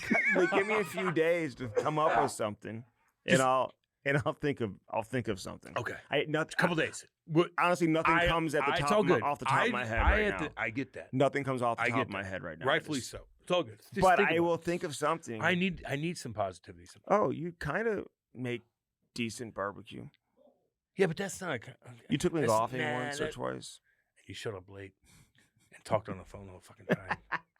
And then actually created one of the funniest golf videos ever, which I might have to post tonight. The funniest thing in the world. We did post on Twitter. It blew up. Blew up. Then I didn't post anywhere else. I just kept it on Twitter. How do some people How I've never the- even heard of can post anything and they get like 800 Because it's a clever post. retweets? But then they still, I don't know. Cares. Just didn't know if there was an algorithm thing. Of course there is. Okay. Well, look into that. If I went on Twitter right now and said, I hate blah, Oh blah, my blah, God. you don't think that's going to blow up? Don't do that. I'm not. But I could. You want me to blow up right now? Just say this is a test. Want me to blow up right now? Say this is a This test. is a test. No, but then it won't work. What do you like? What? Because what could I say? Oh, you could say, I hate Jews. Oh my God, I would never say that. I know, but you asked me what you could say to blow stuff up. You could say That's that because actually disrespectful. people. Here's why.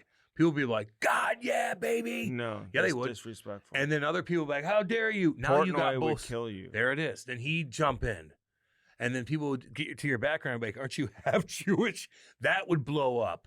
Your family, How dare your you? say wife's that. family would loot. They would, God, they'd be like, what's going on? All this. Yeah. That. I'll be like, you it's want- only a test. You want to go. It's only a test. because you'll Everybody. get- It's a prank. But people would follow you that hate Jews. Yeah, I know. So you Okay, have best of both worlds. I didn't know I'm you just were. I telling didn't you. know that was. I'm just telling you.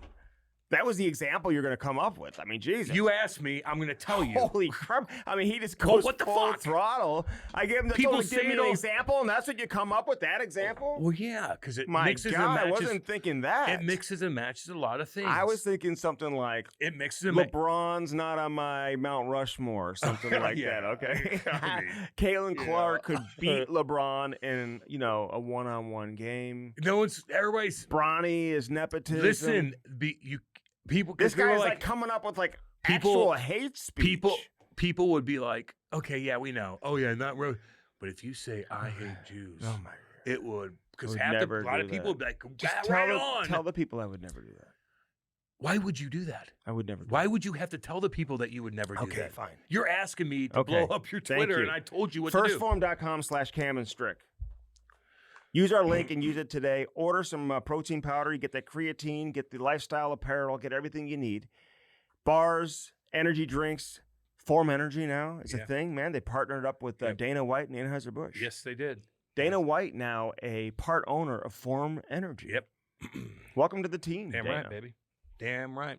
So check out firstform.com/Cam and Strick. Again, only use our link and do it today. Illinois Recovery Center, Cam. Right there in Swansea, Illinois. Right there. You got Christy Pondoff. You got Jacob Miller. You got Eric Conley. They're there to help you. There's so many people, man, that need help. You're right there in Swansea, Illinois. They are the real deal. They will help you out. Go to IllinoisRecoveryCenter.com. You can reach out to me. You can reach out to Andy if you want. Probably don't hold your breath when you do that, but I'll get back to you, especially when it comes to that, for sure. I get back to Reach out to everybody. Chrissy. Reach out to any of those guys. They want to help you. There's a warm, nice bed. I've been out there plenty of times. I've seen how they And we orchestrate see- we everything. see They are people- damn good over there. That's the Illinois Recovery We Center. see people who need help. Question is, God do they damn. know how to get help? And this is the best it's way easy. to do it. The help's Illinois there. Recovery Center. You just got to do it. Jersey Generator, man. Right here. Use the promo code Andy10. You can also use the promo code CAM10, whichever one you want to choose. People been asking me about these I jerseys. know. So I put something They're back up on our hilarious. Instagram too. Jersey Generator. Check them out on Instagram. You can check out their website, jerseygenerator.com. Out of Montreal, baby. These guys make the best custom jerseys anywhere. Get it for your organization, your charity, your team, your business, no matter what it is. Anything you got. Put your logo on a jersey, dude. Hang it up in a restaurant, hang it up in your office, whatever you want to do with your logo on it. Or do it for the whole team, man. Jersey Generator. Nobody does jerseys like Jersey Generator, baby. Yeah, baby. Blue Note Roofing. You know he's busy right now. Oh, my God. David Novak. Yeah. This guy is the absolute best. Yeah. Explain what separates him from the rest. Well, he works his ass off, and he's got a good team around him. Good team around all him. He insurance could- companies, man. And that's why he's successful. And he'll talk to you. He's a big Blues fan, but he does damn good work. He's got a great team, and he's busy, but he'll help you. And if you have, hail damage, tornado damage, Storm damage. you just need a new roof, man. Let David Novak do that. Best in the business. 314-920-5713. 314-920-5713. Blue Note Roofing, baby. We love our friend David Novak, man. Look for the big yellow car with the blue notes on the side of it. Can't miss it, man. True Float. They make the best coolers. More and more people. I have had people coming in and out of my house a lot recently. They're seeing these coolers, man. How many you got? I got one cooler. I want the blue one that you posted the other day. That was awesome. Yeah, That's the one I sent me need. that photo. Yeah. You got a lot of. Isn't it funny how he has so many things? He won't even let me at his house, Maddie. I swear to God, anytime I'll go to pick up something from Andy, like he rushes outside, acts like he's busy, leaving somewhere. Something's happening. He does not want me in his house, and I know why. I know exactly why. You think that's why? No, it is why. Oh. You've hoarded a lot of things, and you kept them from me. I would love for you to take some things, actually. You kept them from me. I'm trying to get rid of a bunch of things. Putting it on the Facebook Marketplace. I'm trying to sell a lot of things. Do you have a lot of toys and stuff you got to sell? Yeah, a lot of stuff. God, man. yeah. So much stuff. Trying to get rid of a lot of How stuff. about, okay, then have me over. Let me see if I'll buy something from you. Oh, that'd be cool. Yeah. Let me see what you got going. Well, just go to my It's not happening. go to the Facebook Marketplace. It'll save you a trip. It's not happening. True Float, man. They make the heated chairs too. They can put your business logo on the chair or on the actual cooler. Oh yeah. What separates True Float from Well, not a bunch of pussies. Yeti? Like Yeti. Yeti didn't want the Utah Mammoth become the Yeti because I was showing a buddy. How stupid is that? I was showing a buddy of mine Maybe that's the not cooler stupid. I the don't other know. day who's in town. I'm like, look at these bad boys. These are, I go, you need them because he lives out in Colorado. He's on the river all the time doing shit. He's like, what does that cost? Whatever, like, $1,000, whatever. He said. I'm like, because I said it, they're better than Yeti. He goes, yeah, but what does it cost? I go, no, that's the difference. That's the difference. Yeti will charge you $1,000. No doubt. They're expensive as hell. Yeah. These are Alberta shit kickers too. TRU Float. True Float. That thing will baby. fall out of your truck 90 miles an hour. Beer won't even spill. Telling you. Shilly Plastering, man. Get plastered with Shilly Plastering. They've been in business for over 70 years. Figure that one out. Take your backyard and turn Damn it into a right. summer oasis. God. I would love I put to some do pictures that. on my Instagram. For You Shilly. should. You have a good spot to I do know. that. I want to don't do know. a swimming pool. Then I would come over. I know you would. Right now, I don't know. Right now, But it's Shilly debatable. Plastering, man, they've been in business forever. Anybody and everybody who has the best pools in town. Well, the Gets plastering their goes work out done first, I by feel like, Shilly Plastering. There's a lot of shit that goes down, like kids scrape it or whatever. If you need new plastering, they'll take care They of you. use that Pebble Tech technology. Ask about that as well. Dang right. ShillyPlastering.com, man. Check that out. Say hi to Ryan Shilly. And Ryan, what's up? And Tanya. Tanya, how you doing? I'm putting pictures up, man. They do unbelievable work. A swimming pool would be a nice luxury to have in your backyard. Just to go out there. No And shit. kick your feet up, man. I would absolutely love that. I know. Bolt Sports. Improve your game. No excuse not to. Well, everybody else is doing it. So your kid's not at home. This stick guy handling comes around? up to Seriously? me at the rink yesterday, and he's like, "Hey, what's that called that you said you can like play with your buddy when he's at his house and you're at your house, Yeah, competitive. and you can download the app?" I'm like, "Yeah, it's Bolt Sports, BOLT, out of Canada." Say hi to Sammy boy. Sammy, what up, baby? I tell you, all you hockey parents out there, though, like they need to do stuff at home. I've told you guys that a million times. Mhm. Every other kid that wants to take its game to the next level is literally stick handling in the garage when every other kid's hanging out and doing nothing. I know. Just So so you get to know. work. Nice hat. Where'd you get that hat? What do you mean, baby? Hat launch, baby. We party with those This guys. is a all hat weekend. launch hat too. Is it? Yeah. Yeah, cool. Yeah. Yeah, that one actually fits your head. Does it? The last couple that you look goofy. They weren't with hat them. launch hats. Yeah, I know. They know your head Mhm. is small, Mhm. and they showed They you can what kind of, tailor it to yeah, my they head. tailor it to your head. It's a nice hat. You know what I mean? The hat launch people, they know exactly what hats There it everyone's is. wearing. When I walked in, they were like, "Oh, that's the QRS." Oh, there it is. Yeah. I know. They I saw like that. this style because my head's kind of goofy Yeah. looking, so it hides my face a little better. Mhm. I feel like Yeah, no, it's a good one. Good color combo too. Yeah. Put your logo on a hat. Trust They'll me. have it for you in 2 weeks with Hat Launch, man. We got a text message from a listener the other day who got a hat made for his electrical company. You see Yeah, that? saw that. Yep, damn right. So you can do it for anything, man. Hat Launch. Always good to hang out with the boys over there at Hat Launch, man. Danny Boy and everybody else. Love you guys. Right on. Cam at Bellman, you get no. Swinging Decks told you that a billion times. But you get what? You get goddamn good customer service where your wife can go in there and not get creeped out Hells yeah. or ripped off or any bullshit. You do get sushi. None of that shit there at sushi Bellman. and flavored water. They're cool as shit. People are coming up to me at the They don't First Form creep you the event. fuck out swinging dicks, swinging their dick around. Not at Bellman. Cam, I walked into First Form to the event. They were like, sushi and flavored water. Guys like screaming that when I was walking. Wow, you is, if we had a lie detector test, you would fail that. They were screaming that. That's a lie. That's a bold face. They didn't. You blended in so much. I don't know. I couldn't even find you. There's too many big things walking around you, Andy. That's a lie. No one believes that. It's okay. No big deal. It's all good. That's a narcissist action by you. Me calling out your lie is interesting. And maybe I am a narcissist if that's the case. Feldman's not.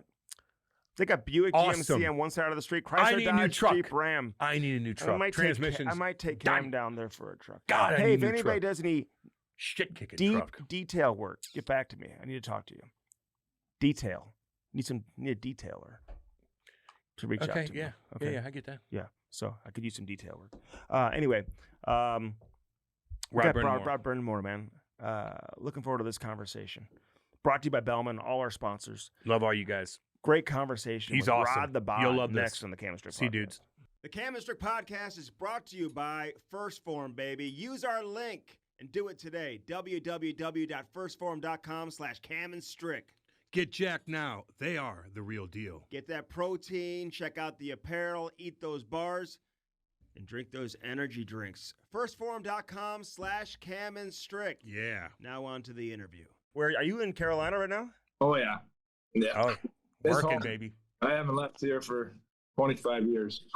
You stay in the summer? Oh, yeah. It's full-time home. My wife's from here. She grew up here, and the beach is 2 hours away. That's where she grew up. So it's a hidden gem. Everybody's kind of figuring it out now, but this area is like top-notch. I know it is, man. We just record, by the way. I love it. I took my we just hit record. Yeah, I took my family to Asheville a couple summers ago. We drove out there. Beautiful up in the mountains. Yeah, that's the other part. Yeah, we got the beach, or you got the mountains. So yeah, it's like I said, it's a pretty nice area to live, raise a family, all that stuff. Play hockey. It's pretty good. Yeah.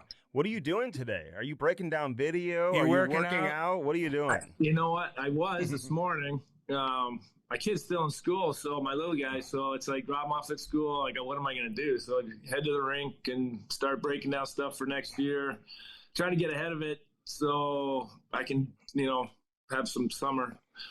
But yeah, it's just piece by piece, start with the power plays, go to the next thing, just start breaking every little thing down. Then how do we get better and what we're going to show the guys when they come back, in training camp. You kind of knock all that out.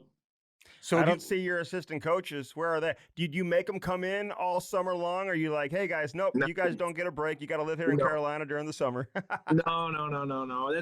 That's their time. I mean, they go. Everything's on computer now, so they have their work with them. And now Tim Gleason is the assistant that works with the D. He's awesome, and he lives in Detroit, so he's got his family there. So I'm like, get out of here, go.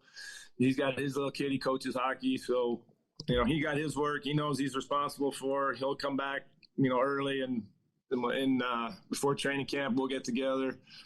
And my video coach does massive amount of work. So I'll see him in about a month and we'll connect. And then we just get ready for next year. I think Glee was kind of like you when he was young too. I played with him with the Spits, and he'd work out like a son of a bitch every single day. His own trainer, kind of different from the team. And he was jacked at a young age, but how, like, in the morning though, Rod, like, are you really disciplined? Like, what do you do when you get up? What are you eating? Is it the same thing every day? Do you go to McDonald's ever? No, well, I say no. I mean, I have gone there. I got a now 13-year-old, so we're running late, running around after practice. You know how it goes. You got to get something in the tank.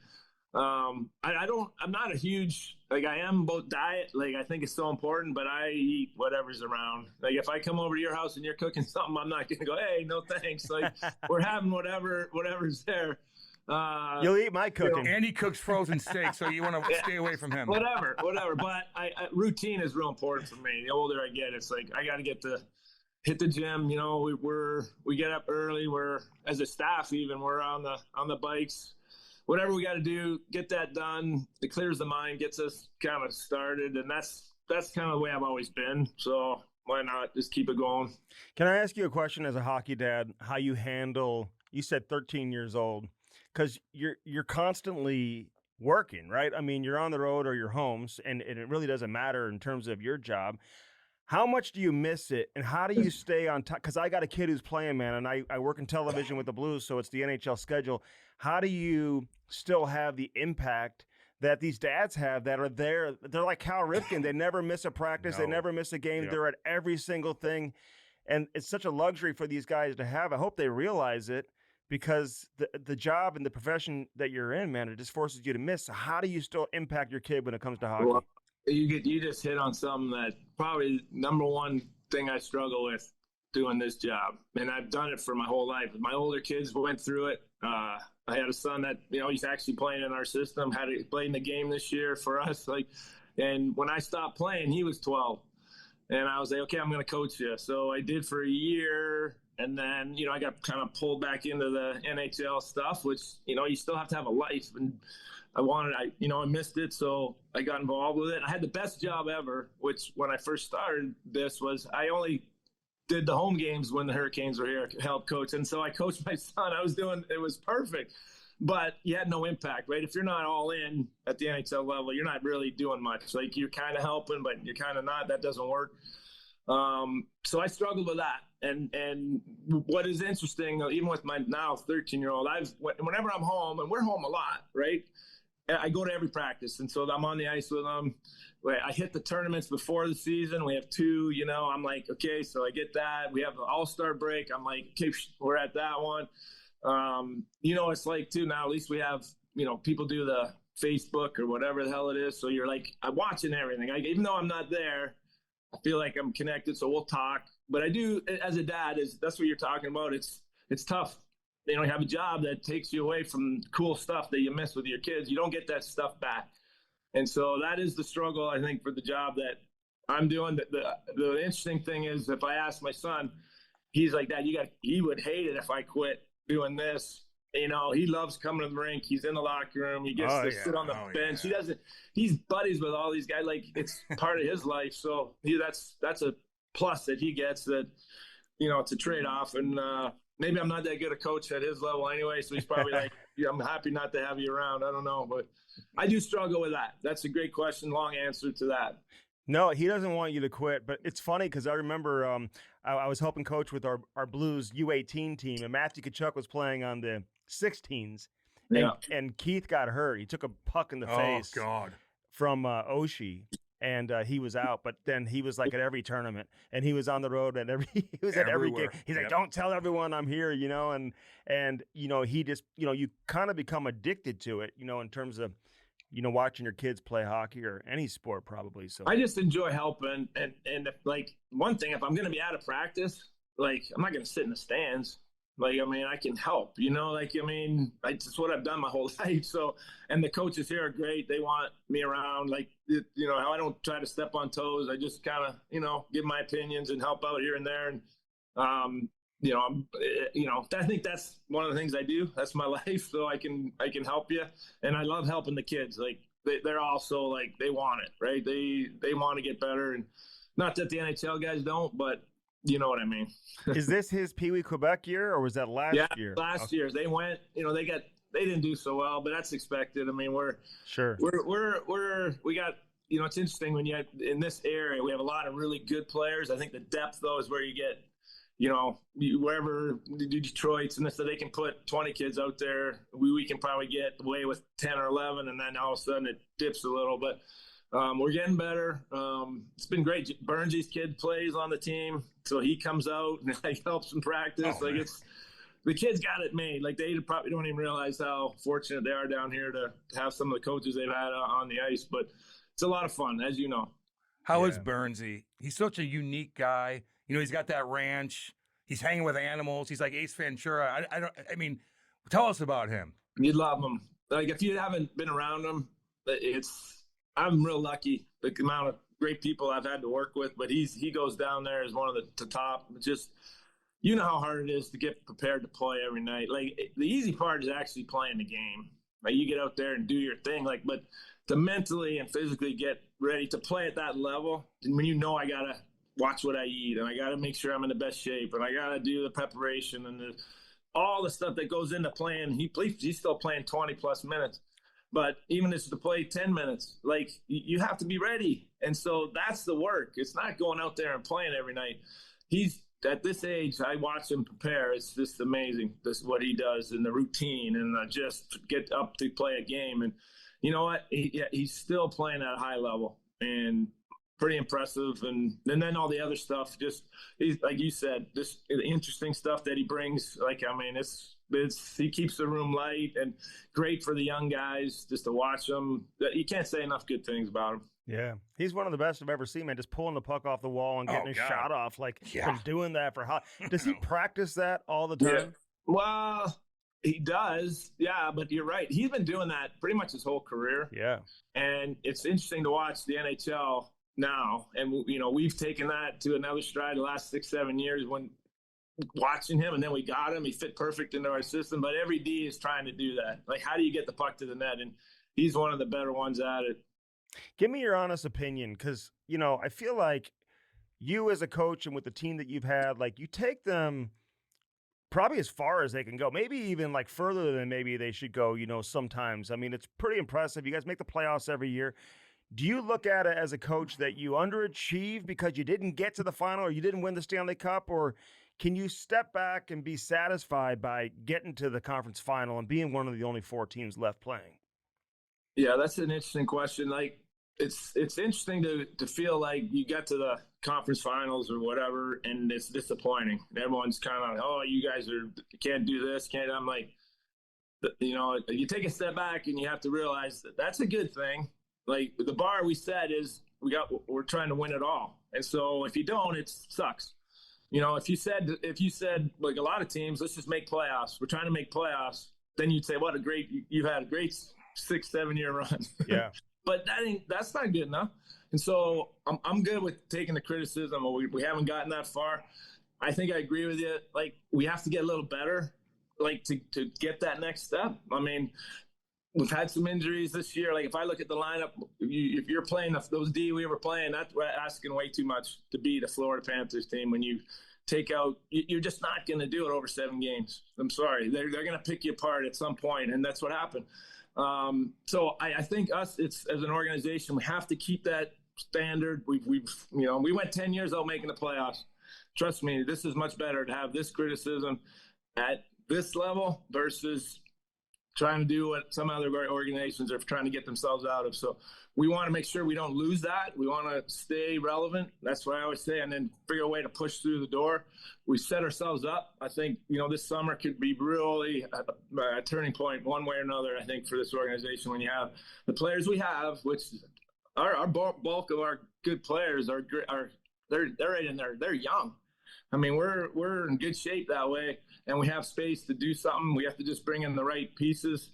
It could be exciting, but I don't know if I'm answering your question. You have to keep that bar high, right? Like, you've gone through it, Janice, with training camps and stuff where they do the testing, right? Oh, yeah. And they'll say, hey, here's your level, whatever. Let's say you got to get 10 pull-ups. I'm making it up. You're going to go, and that's the bar. You're going to pull that chin up thing, and if they say you have to get to your nose, you're going to get to you're not going to go over, right? That's the whole point about setting the bar high. Like, the human nature is, if I don't quite get there, at least I'm in that realm. So if we set the bar high enough, if we're not quite getting there, at least we're talking about being in the realm where we're at, which is, hey, we're knocking on the door. There's 4 teams left playing. But if we set that bar in playoffs and you don't quite make it, what are you doing? You're picking 15th or 16th in the draft, which is not what you want to do. So we got to keep it going. I know we got to get better, and trust me, we're trying. You think Carolina is a destination for free agents? Like, what's the selling point? Because St. Louis, they deal with that too, right? I mean, they're not one of these tax-free states. They're not a Canadian city. They're not a original 6 team. But there's a lot of history here. A lot of great players have come through here. They won a Stanley Cup recently. You guys have won a Stanley Cup. So how do you sell players to come play in Carolina? Well, I think it used to be a tough sale, but not anymore. Not anymore. Number one, you have to have a good team, and you have to have, I think, good, like, future. Like, it's one thing to go to a team that's good now, but what are they looking like in a couple of years? And, so I think you look at our program, you're like, geez, Jarvis is 23, and we just got Stankoven's 22. Aho's still in his 20s. Svesh is in his 20s. Blake, rookie on the spot, looks good. Slavo just turned 30, but that kid's going to be good till he's 50. So I'm looking like, okay, like that's pretty impressive that we have that group of core. And so you want to be good long term. And then just like I mentioned to you about the area, honestly, I've been around a lot of places to play hockey, and if you have a family, it's even better. Oh. I'm 10 minutes to the rink. I'm 10 minutes to the airport after game. All these little things that some people don't think matters. Trust me, when I go to some places and as a visitor, and I got to sit in traffic just to get to them, I'm like, I'm done with that. I would never do this, because I've been spoiled. And then you get what we have here, like the hockey here is grown. The fans are insane. Like it's an awesome environment. So that's fun, right? And we have a chance to win. I mean, at the end of the day, that's all you want. You want to have a chance. So there's a lot of positives swirling around here. I know we took a hit on that thing with Rantanen, but like that was a different animal. Trust me. And other than that, that's literally the only guy that I could say, well, he showed up and said, I don't like it here. He got here for a week, and there was other circumstances. So I think it's the opposite. I think we have a lot to offer, and I think that's pretty obvious. Listen, I like that Stankoven. Hell yeah. I liked him in Dallas too, man. He just seems like a gamer. I honestly thought that he was gonna put up bigger numbers this year and really threaten for that, Calder Trophy for the Rookie of the Year. I said that prior to the season, but he's kind of one of those guys that just in the bigger games, in the playoffs, he can play and be successful in playoff hockey. Like, did you know exactly what you were getting with that kid? No, you don't know. I mean, we played him a couple times. I think. Like one of the things when you play another team, obviously you pre-scout and you get a little view, but when you, as coaching them, like we played him twice last year, and I'm like, who is that kid? Like that's all I kept saying. Every time he got on the ice, I was like, I know he's all over it. Like what is going on here? Like, and so then his name came up obviously when we were doing that trade stuff, and I was like, that's the guy that has to be in whatever deal you guys are pulling off. Let's get that guy.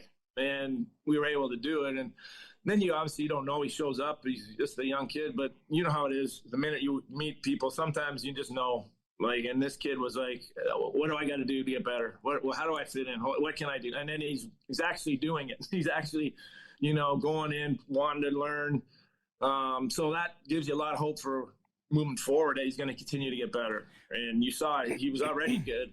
And it's not about, you want big guys. You'd love to have the 6-footers, 6'5" guys that can do all this, but it's what's inside, man. This kid's, he's not afraid. He's a bulldog, man. That to me is even more tougher. Yeah. When you're a little guy, you're going to get your brains beat in going into a corner, but you don't back down. Sign me up for that kid.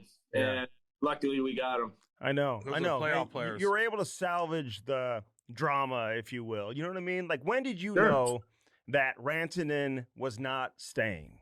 Right away, your first conversation with him? No, he didn't ever tell us that. I give him a lot of credit. Like he came in and played his ass off, and it just didn't, like, the numbers. Like, if you didn't watch us and just went and looked at the stat sheet, you'd say, oh, he sucked.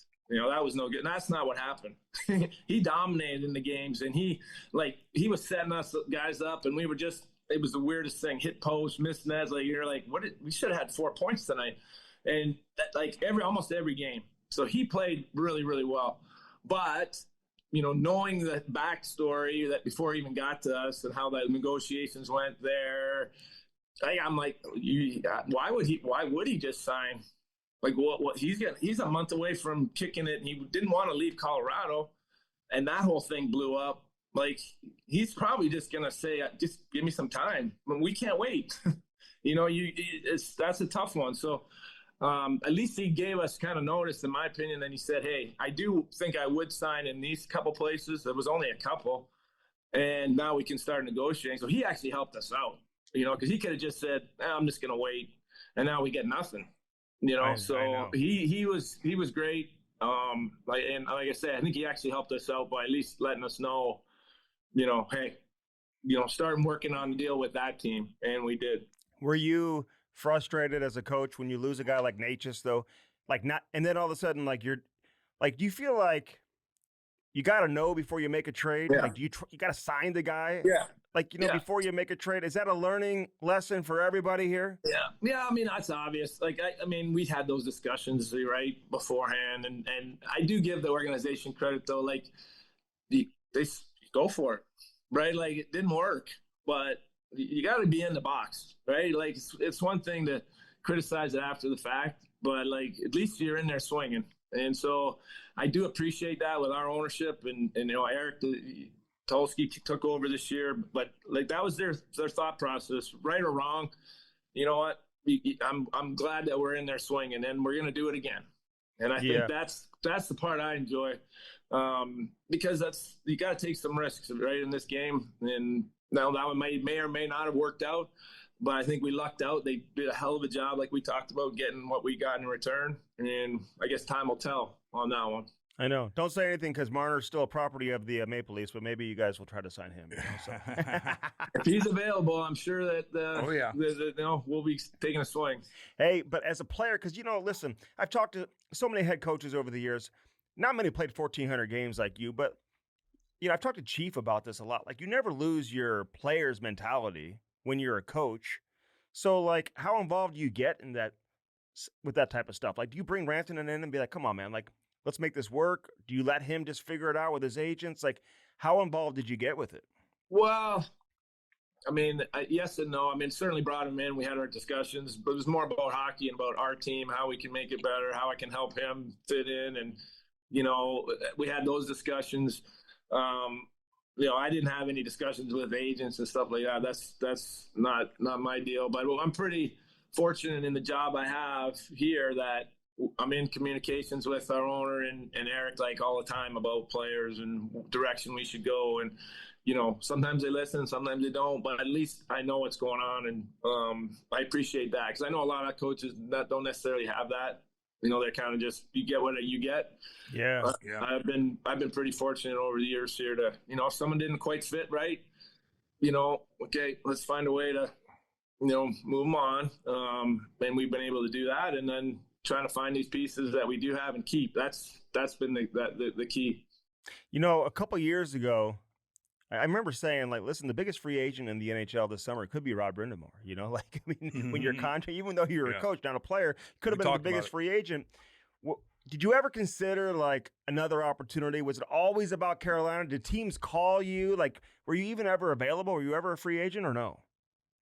Well, I got a little bit careful how you go about that. They're like, I'd have a hard time thinking about coaching at somewhere else. Like, I just, like you said, do you think I still think like a player? Mm-hmm. I still feel like I'm a Hurricane. That's just the way it's been. I've been here 25 years. I've watched this team go up and down, and all the players come through here. I don't know that, and the relationship I have with the players. Like, I was an assistant coach for 6.5, 7 years before I got the job, and so I already knew all these players. And it was like, so it was an easy transition. And part of the thing I think with coaching is about relationships and the caring about the players, yada, yada. Everyone says that, but like, it's been real for me. Like, I watched these guys grow. Like, I've been to, you know, they're all having kids, and it's just, that's part of what makes, I think, successful. So I have a hard time thinking, okay, I'm going to go somewhere else. And I don't know how that would work. We don't have that connection, right? Like, I have a real hard time watching. You got the sweaters on, and the guys that got the whatever emblem, Carolina Hurricanes. Then they get fired. The next day they're putting the Blues hat on because they're at the Blues, and like, I'm all in for you. I go, you just got there. Like, you have no, like, I don't. That just doesn't feel right. So I have a hard time. Does it say I won't do that? I mean, we know the business. You know, I will never say never on things, but I just think it'd be hard for me to do this somewhere else. Well, you'd be sitting in a lot more traffic, I'll tell you that, if you roll the dice. Yeah. I'm telling you. Is it tough as a coach, though? Like, God, you guys shut teams down. You're so difficult to play against. And yeah, I know it was the Florida Panthers in the first 3 games, but you look at that, you're like, that's not us. You're turning pucks over. You're not getting in shot lanes. And then game 4, you did it like you're supposed to do, and you looked unbeatable in that game. Like, is that frustrating to get that through the guys? Like, this is not you. Yeah, no, you know what? It's funny to go through that series. It's not funny, but it's the game 1 actually wasn't bad. It's just they scored on every chance. Like, we gave up 20 shots. They put in 5s the first. So you're like, the game just took a tough turn. Game 2 was a trash. And we have those. You just do. But they're one-offs. Like, I didn't see that again. Game 3 we were right there. It was 1-1 going into the third. We were actually doing exactly how we needed to do it on the road. And then we didn't, to your point. And that's the part that we needed to cut out.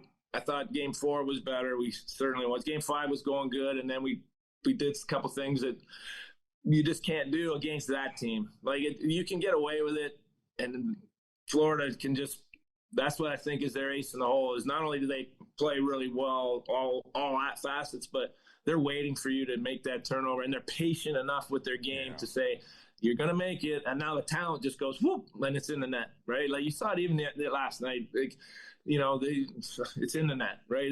So – you got to tip your hat to that. But it wasn't really frustrating. It's not, like you said, it's not what we normally do, but you got to give the other team credit. Like, they made you do that and made us do things that we don't normally do. And that's what we got to learn, right? You got to stick with it and have the patience it's okay. It's 1-1 and we haven't got a good scoring chance in a while. It's okay, because you try to do something different.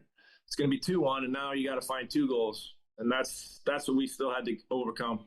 Listen, I want you to clarify what you meant a few years ago, because you took a little bit of heat, but I think at the same time your comments were taken out of context when you said we didn't get swept, right? Yeah. Like, we didn't get swept. What'd you mean by? I mean, listen, all the games were in overtime, and you were right there. That's what I meant. That's what I meant. Like, it felt to me like I couldn't ask for anything more. Like, and the games, I'd leave game 1, I'm like, God, that was a great game. We played great. Move on. Game 2, same thing. And I'm like, it didn't feel like we just got pumped in 4 games. That's what I kind of meant. The words come out wrong. You get soundbited. I get it. And it looks like you don't know what you're talking about. But what I meant was, like, we're right there, those games. And they could have. Like, if you're actually being honest with watching it, we could have won those 4. And that's what I meant. No disrespect. That it was just, it is what it is. I get in trouble because I often talk a little like how I feel, and because I want to be real. I can't stand just to get up there behind the mic and then just do the answer. Well, that's what I should do, though, because otherwise I got to. Nobody wants that. Nobody wants really that. wants it, but they don't want to. They don't want to. They want to bury you at every moment that you slip up, and so. Or they take things out of context, right? They shrink it down to the whatever. They didn't hear the whole thing. It is what it is. I think it's just easier to speak the truth, how you feel, because then at least you're not covering tracks, It is entertaining when somebody interviews you during the game and you're riled up, and sometimes they take it. I think it was Emily Kaplan the other day, and everybody took it to Rod. He was rude to her. Like, no, he wasn't. He was actually being honest, and he was mad about the situation, but he was just showing his affection and his emotions. So we get you. A lot of people, in the Twitter world maybe don't. Right. Well, and you played, like, that's why I mean, you guys know this. There's a tons of shows like this, right? They're everywhere. And so, I appreciate the ones that guys that have the experience, that know what they're talking about. Like, you can have your take. I may not agree with it, but it comes from a place of, it's not just crap.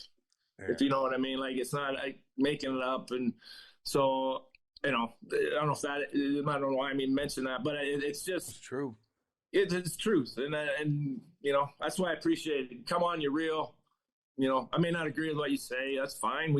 That's all good. But at least there's some merit to what the hell you guys are talking about. Yeah. No, yeah, keep it real, man. Keep it real. Damn right. So, who told you to get into coaching? Who was the guy who said, like, and when was that? Were you in Philly still? Were you in Carolina? No, when did you start thinking about coaching? I was here. I stopped playing, and I knew I needed to stay in the game. And Jim Rutherford was the general manager at the time. We had a great relationship.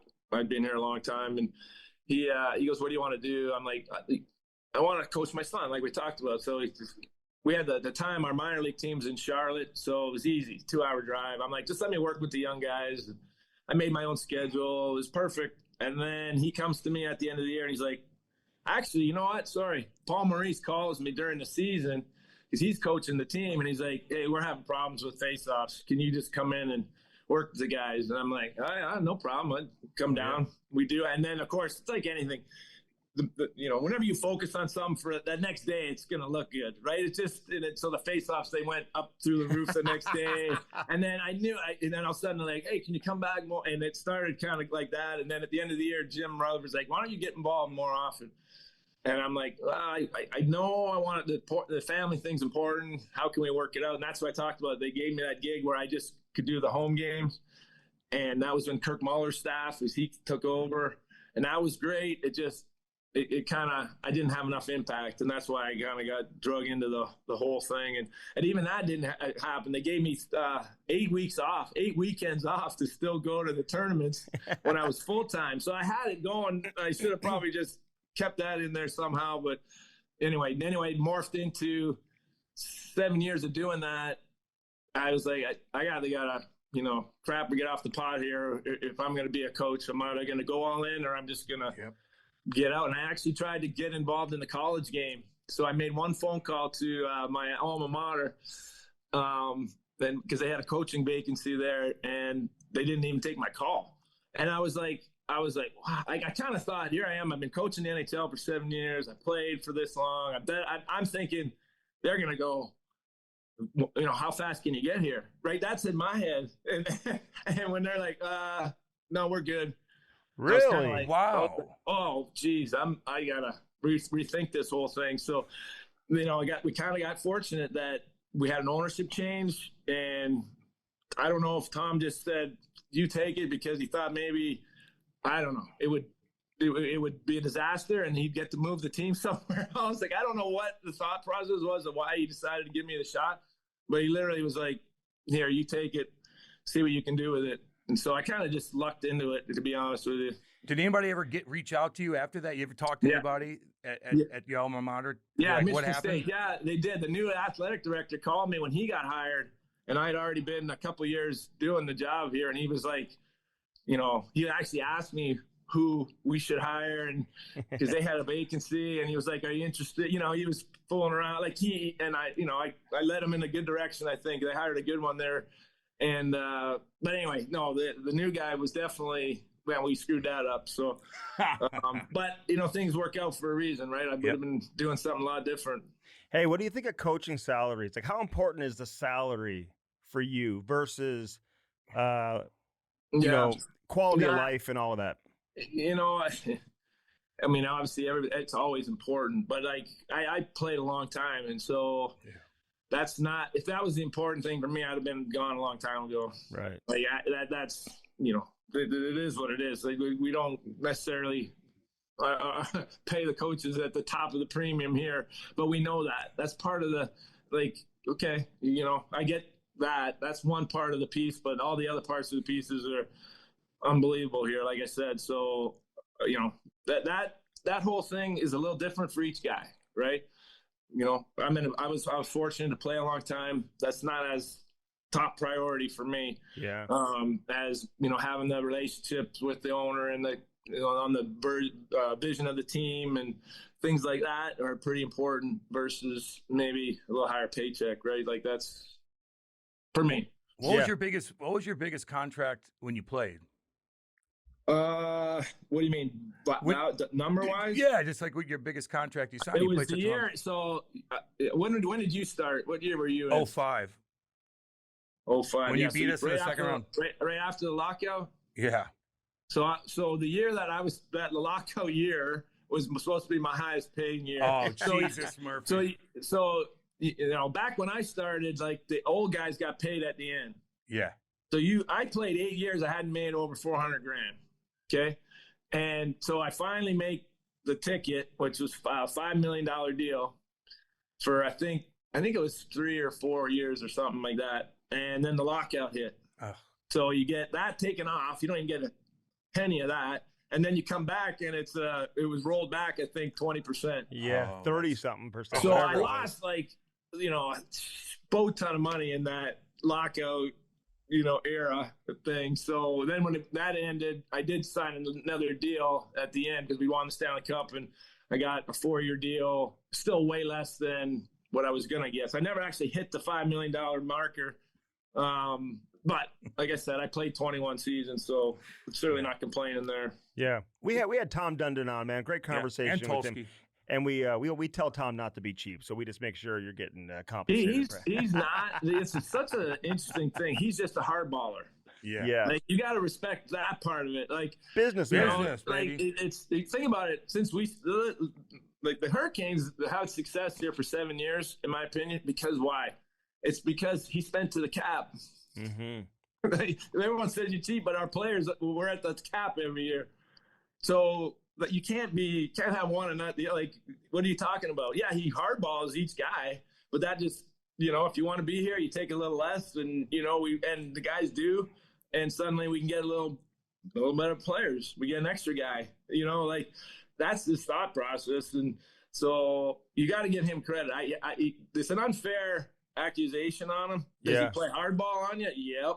Like, he did it for me. He did it. They don't care. I always say there's business Tom, and then there's, you know, regular Tom, and that's why it's hard, because the business Tom will talk to you on the phone for 20 minutes on something, a deal, and then you literally walk down and see him the next day, and it's, you know what I mean. It's friend Tom, and you're like, what the hell are you talking about? You just tried to lowball me for recall, you know? And he's like, no, what? Like, he's flipped to friend Tom, and it's just. That's the way he operates. And once you realize that, it's okay. You know, you can definitely have a good relationship with him. Well, I'd rather have that than a GM that throws a ton of money at maybe 3 or 4 guys, and now you're really jammed up because you're not balanced out. Yeah.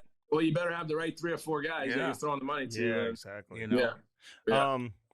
What did you like playing for Paul Maurice? Like, did you guys get along when he was your coach? Sure. Yeah. I mean, Paul is one of the, I'd say, I don't want to say smartest. Like, he's literally one of the more intelligent guys that you're going to meet. And he didn't play, right? So he comes from a totally different perspective, I think. But I used to always be amazed at how he could come in the locker room in between periods and be like, hit exactly on the head what was wrong, what we're got to do, and boom, boom, boom. You know what I mean? It was just like, damn, he's right. You know. And then I told you, I worked for him. So for a little bit, and I'd sit back in the coach's office. And everybody's, of course, giving their advice, you know, what, blah, blah, blah, blah, and he'd just be walking into the locker room, getting ready to talk to the players as we're all shouting things at him. And then he would just lay it out there exactly how it should be. I was like, damn, I'm never going to be able to do this. So, you know, do it that way. And so that's what's interesting. We do it a little differently for sure. But he's, you know, and he's gotten better over the years. Like, I think when he first came in, you know, I think he was more, I don't want to say a hard ass, but it was more, I think he's morphed into now understanding about the players and kind of letting them, the top guys, be the top guys and play their game. And he certainly had success here lately with it, right? Like, how many guys have coached as long as he has? You know, if you take away the last 3 years where he won and still be the sought after guy when you don't actually win, like, that tells you how good he is. Yeah. Right? Like, it's different when guys have the Stanley Cup ring and they're still coaching 10 years later and, you know, haven't really done much, but they had that one. He didn't have that, and he was still the guy to get hired. Yep. That tells you what people think of him. Oh, yeah. Well, he came in at such a young age, too. Yeah, So did we make too big a deal out of the handshake thing? Like, what's he saying to you when you guys get on the ice? Because I said at the time, I'm like, man, I can only imagine where your headspace is at. You just got eliminated. Yep. He's advancing. You played 1,400 games in the league. You won a Stanley Cup. You were a captain of a Stanley Cup winning team. Like, and he's telling you whether you should or shouldn't do this or that. What happened? Well, that's what happened, but it caught me off guard. I'll be honest, right? Like, I'm running out there. Usually the protocol, you know, the coaches either get in line and you shake there, or you shake before, and then you get in the back of the line and you do the players, right? Yeah. So usually it's dictated by whoever won, right? That's just the way I've done it. So I'm like, he's like coming over, so I'm like, okay, we're gonna shake hands here, and then he spelled it out like 100%. Hey, listen, I don't want to get in the line. It's about the players, and I totally agree with that. Like, it is about the players. No shit, we're just sitting back there. You know, we don't participate. I'm not out there blocking shots and getting my head beat in. I get it. So I get his perspective on that. You know, I think about it now. I got asked about it at our end of the year presser here, and I'm like, you know what? Like, I should have went in the line because that's what I wanted to do. And it's about just showing respect, right? Like, it has nothing to do with anything but, you know what? We're in it with the players. I don't care what you say. Even though I'm not out there, we invest in it. I care about these guys. It's just about respect. That's it. And I get his point. I think moving forward, you know, if we make the playoffs again, I'm going to definitely go back into there and shake the guy's hand that kicked my ass, or, you know, we kicked their ass, and, you know, it's just part of it. And I've actually had some amazing moments. I look back, we played the Devils in the first round, and 4 of those guys I just had with me for 6 years. And I'm like, it meant something to go through there and hug them. And it was a special moment. Like, why would I want not to have that? And maybe that's a little selfish, but like, that was special to me. So, you know what, I'm a grown man here. I'll make my own decisions moving forward. But I adhered to him because he had won. Like, I felt like, you know, they won, they get the right to do it. But now that I take a step back, now that I've had time to think about it, that's not going to happen again. Why does it have to be like? Can't you go on the line? And if he doesn't want to go on the line, he can go back to the room. Like, that's what's going to happen now, moving forward, and that's fine. Like, I 100% agree with what he said. Like, everything he said was exactly right. It is about the players, and it's not about me getting on TV. Like, I mean, shit. Like I said, I get those all the time when take a penalty. Where does the first camera go to? It's like on you, and you know, like, I get more airtime than anybody. It's not about that. I know. Listen, I said this because you're right. Like, even when Toronto beat Ottawa, like, I wanted to see Craig Berube and David Perron shake hands. You know, chief coach Perron for so long. And it was cool, man, to see them embrace, and, you know, who knows what was said to each other, you know, but like, I like seeing that. I know other coaches in the past who have – Joel Quenneville didn't go in the handshake line. Ken Hitchcock didn't go in the handshake line, but other coaches did. I just think you should do whatever the hell you want to do. And if you don't want to go in the handshake line, then don't. But you shouldn't tell the other coach what to do, you know? One, I thought back about it, too, about the handshake line, which, I don't know, it's getting too much airtime. But I had one with Zdeno Chara. Mm-hmm. No, it's been a while now. But I played against that guy as a player, and you couldn't, you know, you had the utmost respect for how he played, how hard he was to play against. But I saw him in Raleigh in the All-Star game, and he played the game, 2011, I think it is. After the game, he's in the gym, pounding it out, because that's what you do. Do you know what I mean? And there was no other All-Stars in there doing it, but I got it. Like, that guy is getting ready because in 3 days or 2 days, he's got to play an NHL game, and he's getting himself ready. Like, that's the routine. I just was like, damn it, that's almost my hero. You know what I mean? Like, and so fast forward, they beat us in the playoffs, but I go through the line, and I'm like, that meant something to me to say something to him. I don't remember what I said, but it was like, I want to just show I appreciate what you've done for this game and how hard you played. And it's the little things, right? And I think it meant something to him. And then he said some amazing words to me. And I'm like, you know, I don't want to miss that opportunity for something like that again.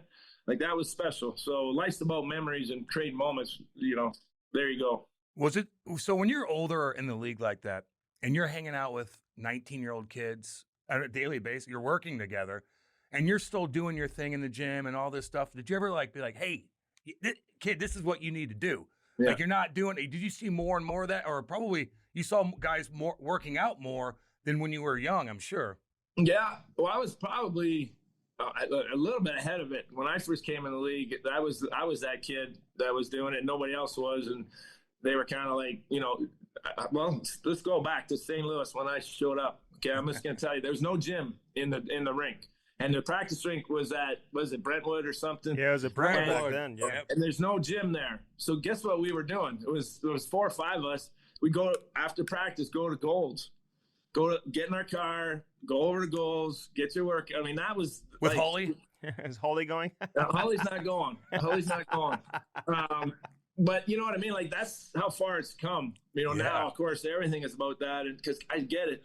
But yes, to your point. You know, you are grabbing the young kids, and that's what's been so good about our organization. I got to be right up front. Like, we got Jordan Stahl, who's been sitting there for many, many years, and he just Okay, he goes, he does it right. Everything you can think of doing it right, he does it. And guess who has been sitting beside him for all those years? Sebastian Aho. And now who's sitting beside him? Seth Jarvis. Yep. And now who's sitting beside Seth Jarvis is Jackson Blake. And it's just like, it's not the coach. It's the guys that they play with that set the standard, and then they got to do it and back it up. Who decides that? Are you putting the nameplates up? Are you deciding who you want? Yeah, like you we have want a that young discussion. kid sitting next to a veteran, right? You have that discussion on where guys sit, but it's more about just watching in general after games. You know, what's the routine? And we tell them, but you can tell everybody the right things. You still got to do it. And when you see your leader doing it, there's no shortcut now. I can't just, fake that I went in the gym and do a quick, whatever, and get out the back door. Like, that doesn't happen, right? And once you've learned that routine and you get into it, I think it just obviously it helps you for success. Sets you up. Yeah, I want to ask you about the Blues real quick because you came in as like a 19-year-old, whatever it was, and that mullet, first round pick. But you were around when Holy was scoring 86 goals, and he scored 72. Like what was that experience like for you, man, as a young kid? You guys all know Holly. The best stories are Brett Hull stories, right? Everybody's got one. I mean, I've got the one where, my second year, so I show up, I did well my first year. They put me with Adam Oates. How do you not do well? Like, honestly, one of the most underrated hockey players ever. Best passer, just knew the game. And he's like, I get 26 goals like it's nothing. Like, tap-ins probably, most of them. Then the next year, they had the bright idea to stick me at center with Brett Hull. So I starting out, and I'm just so nervous. He can't play. I'm like, I'm trying to find him. He's on the bench still. I'm trying to, where is he? It's brutal. And then Hully's, Hully. Oh. He comes to the bench, and he's like, he looks back at the coach, and I'm sitting right beside him, and he's like, "Get this guy off my line." And I'm this 19-year-old kid. I'm like, you can only imagine. It was a train wreck of a year for me. So they finally shuffled that around, and the rest story is history. But that was tough. But then Holly would be the first guy after the game going, "Hey kid, come on, let's go to wherever, and then I'll take care of you, whatever." And I'm like, didn't you just say you hated me? Like, I couldn't, that's just how he was. He was like that with everybody, right? Like, it didn't matter. But it was interesting times. But what a player. The guy could score at will. Like, it was something to watch. The guy just come down the wing and put it in the net every night, just like clockwork. He got us into hockey here, man, in St. Louis. We were obsessed with him in the 90s. Absolutely obsessed with him. But it is the worst thing ever, though. When you're playing and you try to set somebody up and they just kind of like brush you off and then skate right back to the bench, you're like, God damn it. You pass them a bad pass, you just give you the shrug off. Yeah, no. But like I said, it wasn't just me. So, it was, you name it. He'd give it to Adam Oates too. Just Oatesy would laugh at him. He could shake it off. I had a tougher time with that. Which coach that you had has had the biggest influence on you as a head coach? Because you played for some good ones. They all do. And I think what's great is, they've all had, you take the good and the bad, you kind of like, okay, I would never do that as a head coach. And then I love what that guy did. And then you got to be you at the end of the day. So I've learned more probably from some of maybe the so-called bad coaches, because you just don't go down that road. You do not do that. And then I think at the end of the day, what it's like. The minute you try to be something you're not, they're like phony. Phony. Yep. I'd rather be, and I make a ton of mistakes, and I own them, and the guys laugh, and we move on, right? But like, to cover up or try to be something you're not, man, that's a disaster. So I think I've always, from day one, I was like, just be you. If it doesn't work, that's fine, but don't be something you're not. You'll regret that anyway. You will, so just try to be you. But to answer your question, I learned a ton from all of them. Peter Laviolette was interesting because, you always like the coaches you won with, no matter what. You never hear a bad thing said about a guy you won a Stanley Cup with. But his first year he was with us wasn't good. I hated him. He was, and he wasn't being himself. He was trying to be a hard ass. He walked in and he was like, "I'm the man, you guys suck." And I was like, and then we had the lockout, and he came back after lockout, and I'm like, who is this guy? He was himself, and everything just took off. So that's kind of where I get to on that. But you learn from all of them. Yeah, we had him on. Yep. I love talking to him. He was like way different than I ever anticipated because, you see him at the rink, you jump into maybe a press conference after the morning skate, a scrum or something, and he was just completely different. A few more things, man. We're going to let you go. Yeah, you're the when you man. got traded to Philly, were you shocked? Were you upset? Were you looking forward to a bigger opportunity? What were you thinking? Well, at the time I just turned 21. I'm like, been in St. Louis for a couple of years, feeling good, and it's a shock, right? As a kid, you're like, what did I do wrong? And blah, blah, blah, and then you realize 20 years later, it's just business, and so I was shocked, but it turned out to be the best thing because I got an amazing opportunity when I went to Philadelphia. Like I ended up making the All-Star team that year because they didn't have as much, and all of a sudden I'm playing, top line minutes, and that's really just opportunity. Any player, especially young guys, they just want that opportunity, right, to show their stuff. And they gave me that there in Philly, and that was a good long run. Man. It's amazing you guys never won a cup with some of those teams. We had it. I think that's a good lesson there. Like we went to the finals the one year, and to be honest, it was the easiest run to the finals. Like we just boom, boom, boom, boom, and then we hit Detroit. Jeez. And, boy. Detroit was stacked. And we're these young guys. We got myself, Lindros, LeClaire, we got Recchi, I think, Desjardins. Like, we're all kind of this young group, and they just punched us in the mouth. Like, it was like, okay, we weren't quite ready. And I think the mistake was made, and it's all the right ideas, was we added a bunch of pieces like that off season. Like we thought that would be it, but we should have just stuck with that group, maybe tweak one or two pieces, because now what it takes, where we need to get to. We bring in a bunch of new guys. Suddenly it's like they don't know what we just went through, and it took a little time, and then all of a sudden, you're not as good. Then it all just faded away. So I think if they just stuck with it, that group, you would have saw something special.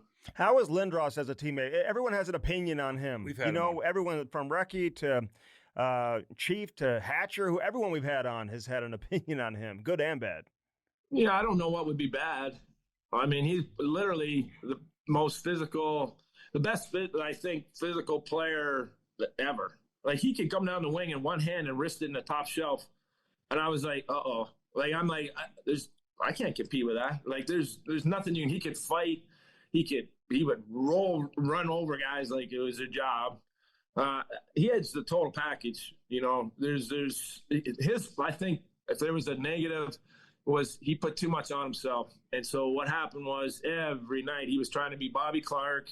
He was trying to be Bill Barber. He was trying to be, live up to all these, legends before him. And he just couldn't just go play, just be you. It would have been fine. But he was always worried about I got to do this more. I got to, live up to that. And it was a little too much for him because he was such a great player. Was he getting hit a lot at a younger age? Did he have his head down? Because, I mean, being that big, even in juniors, like guys would bounce off him. You get into the NHL, you kind of get used to doing that. Yeah, I think what happened was he just got, maybe his whole life, if you really think about it, I'm sure he just dominated. So he probably didn't have to worry about really getting hit, and then maybe you come to the NHL and there's a couple guys that say, hey, I'm pretty good too. And all of a sudden they're willing to lay out. I think that might have something to do with it, but because, you look at the hits that he took, those are all his head's down, blah, blah, blah. But, they also, you look at the guys hitting them, it's usually another all-star Hall of Famer that's doing the damage. So that's just unfortunate. I mean, he wasn't afraid. Some guys go through short-arming it in the middle of the ice. Like, he would never do that. You know what I mean by that? So it's just, nature of the game, unfortunately. Yeah, no, he was so damn good. Hey, I want to ask you, when we've asked Holly this, we've asked Mike Modano this. Like, Modano wasn't happy when he lost the C when they took the captaincy away from him. Like, were you completely blindsided by that, and how'd you react to it? Yeah, you done your homework there. That was a tough time for me. Like, that was the end of my career, and I actually learned a lot though about that, like how to handle players at the end, and I think they botched that. Like, 2 years ago or whatever it was, we won a Stanley Cup. I'm the captain, and then 2 years later, 3 years later, I can't do it anymore. Like maybe my role could change. You could decrease the ice time, but I don't think I mean, you know what I mean? Like, that was kind of tough, and it's putting the kid in a bad spot. So who you're giving it to, which is Eric Stahl. Yeah. Like, it's just, he didn't want that. He knew his time was coming. You give it another year, whenever I'm done. Like, it was just, that was rough for everybody. So, but you live and learn, you move on. And, you know, it made Eric and I had a great relationship. So that was okay. Like, I knew it wasn't about him, you know, you got to do what you got to do, and love Eric Stahl to death. We have a great relationship. So, but it was, I guess, one of the lower points of my career for sure. Who's the best Stahl brother? Yeah, I know who the worst one is. Who's that? The one that didn't play? No. Yeah. I love that family. You know, I think Eric was obviously a little more of a scorer, but you can't diminish the value of Jordan Stahl to a team. The guy is a beast and is a monster, and can play against the best players every night. Like, just, I know he doesn't have the 30 goals and this and that, but as a coach, when you know you can just trust the guy to go out there and he's going to shut that other guy down, and that's worth the 30 goals a year for me. So I love both those guys. Great family. Great family. Can I ask you this? Because I know there's youth hockey parents listening. And you got a 13-year-old kid playing AAA hockey. So when should kids start getting in the gym and start working out? What's the right time to start doing stuff like that? I think it's as soon as they understand that they want to be a hockey player. But what are you doing in the gym? You're not grabbing weights, chucking them around. You're not, you're learning how to move your body. You're doing whatever, like plyos. You're doing all body stuff. You're doing lunges. You're doing little things to strengthen the core. You're just, what you're telling yourself or learning is that you got to do more. You can't just go out there and practice with your buddies and then that's it. I got to work on. Maybe I go in the backyard and shoot pucks, or put a little stick handler thing. I have to do more. There's got to be something else, because everybody's doing that. Everyone's doing the practice. So how am I going to get any better? Like, how am I going to beat you? Be a little better than you. I got to do a little more, figure it out. And just learning that is why I say, yeah, get in the gym is a routine, but you can't be doing the wrong routine at a young age. That doesn't do you any good either. So what do you do to decompress? I know you work your ass off, man. You're a worker. We all know that. And I know you work out and family stuff, but like, do you golf? Do you go on a boat and just chill and listen to music just to get the hell away from everything? I do. I golf. I'm no good. With, I say no good. I did get down to single digits, so that's like doable. You can get by. Yeah. But you know what it's like playing with these guys, like, this sucks, right? They beat you every time, and you're like, the best thing I did with golf was lowered my expectations. It's probably the only thing I did in anything I've done, which was like, okay, don't go in there. You're not supposed to be good. Just enjoy being out with the guys and playing nice courses. Because now I am kind of a golf snob. Like, we have so many nice courses out here. Like, I just enjoy being out with my buddies. And so I have that is what I do.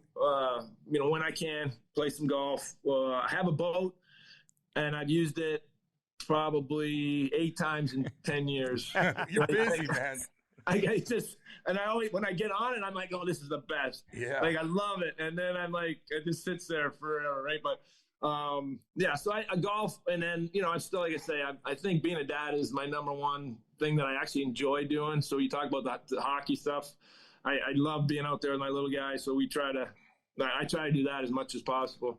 Yeah. Take that boat out. Hey, what should we know about Eric Tulsky? I mean, like, are you guys solving math problems together? Like, is he curing cancer?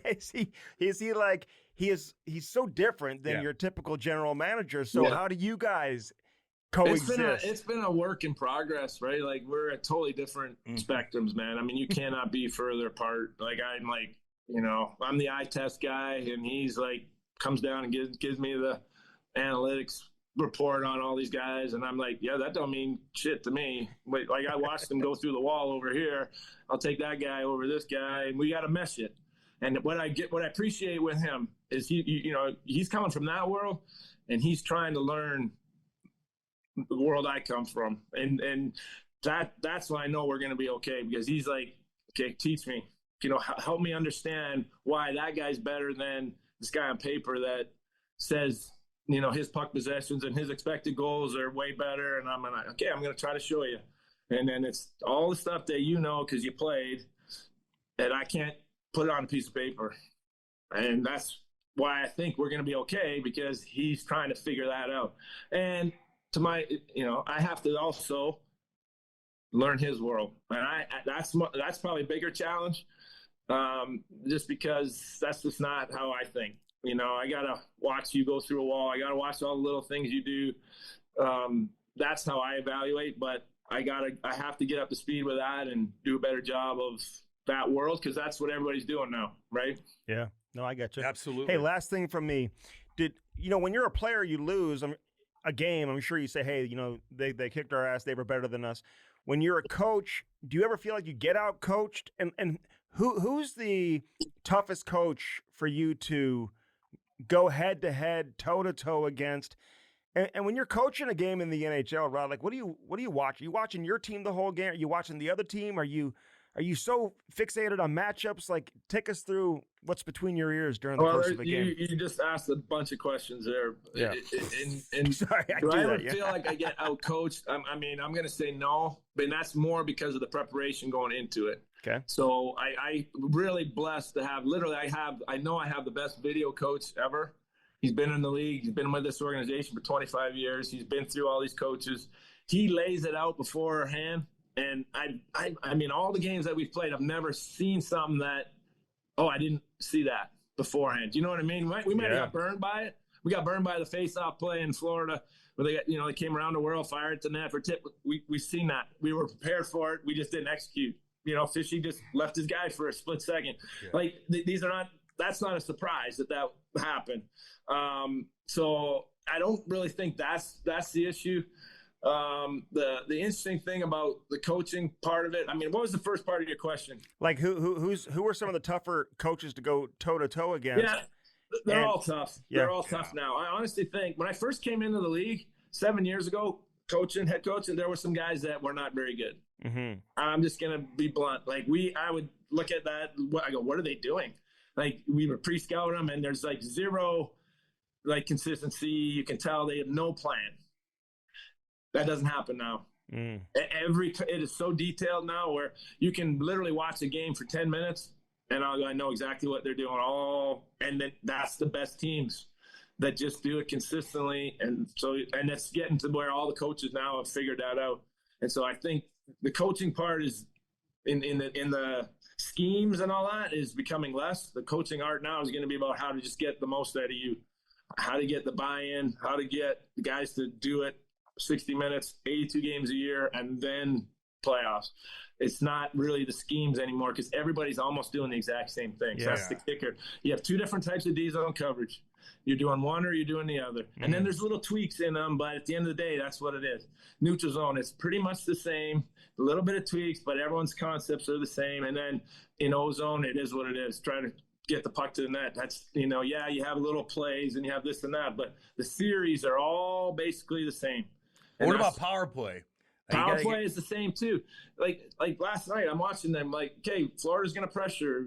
Edmonton's going to go up high, go D to D. They're going to zing it down. There's a 2-on-1 at the net. Yeah, that's what we tried to do the whole time too, and we just couldn't execute. Well, guess what? It gets zinged down to McDavid, who can zing it over to Draisaitl. Thank you very much. Yep. End of story. He's either going to seam it or he's going to go from lower to the slot, right? But honestly, the entries. You might have a McDavid and McKinnon or a guy that can just pass it back to him. He's going to get it in. But if you just watch the breakouts in general, they're all – if you take those guys out of it, everybody's doing kind of the same things. It's how do you execute? Mm-hmm. And then it's all the little details. And that's where, it gets a little bit – some guys are a little better than others. But at the end of the day, the talent part is huge on special teams. I'm sorry, it just is. That's the reality of it. Yeah. Who are you watching during the game? Are you watching the other team at all? You just focused on your team? I focus on because generally, especially off static starts, face-offs, exactly what's happening, win or lose, what should happen if we're running this play or that. But what happens when we lose it? Is everybody doing their job? And then you'll look, I didn't, they ran a draft in the hole, whatever. So we're making sure if we didn't talk about that before the game, I'll write it down on my card. They just did draft in the hole at 3:03. Just make sure we, maybe if they see it again, it's obviously something they're doing. You know what I mean? Like one-offs, we don't necessarily worry about too much, but if it's a pattern, you got to make sure you let the players know this is what's happening. If we hadn't talked about it already. So that's kind of what you're constantly watching for, right? Breakouts. You go up the strong side 100% of the time. All of a sudden now they're starting to go with the weak side. Well, shit, they made an adjustment. We got to make sure the guys are aware of it, right? Those are kind of the things that you're watching for. And then you go in between periods. You got 2 minutes to figure it out. Pick one of them. Mm-hmm. Like that's a big mistake coaches make sometimes. They start throwing 5 things at guys in between periods. You got literally 2 minutes to talk about it. At the 7-minute mark, you're walking in. The guys got to be done by the 5-minute mark to go take their piss and be ready to get back out there. So let's fix one thing, right? Here you go, and maybe that'll work. Maybe it doesn't, but don't give them a bunch of things. All right, very, very last thing. Do your players chirp at you? Like, do they bark at you? Do you like conflict? Do you not like conflict? What's going on the bench? I wish they would do a little more because we're a real quiet group. The guys are just focused. They don't play. I'm having to be a little more animated than I like to because I feel like you got to have emotion back there. You got to have they got to have some juice.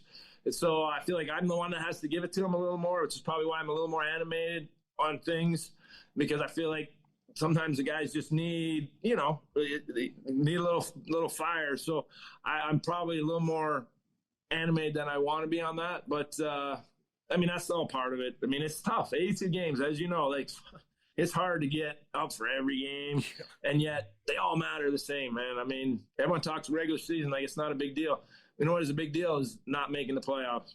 Yeah. Because you pissed away a couple games here or there in the regular season that could have been the difference. So you gotta be ready to go all the time. I gotta get to the gym. I gotta go work out. And he's gotta Rod. get to the gym. Hey, by the way, you the are first thing in the morning. You gotta get to it, otherwise you'll never get to it. If you try to wait till later in the day, you're toast.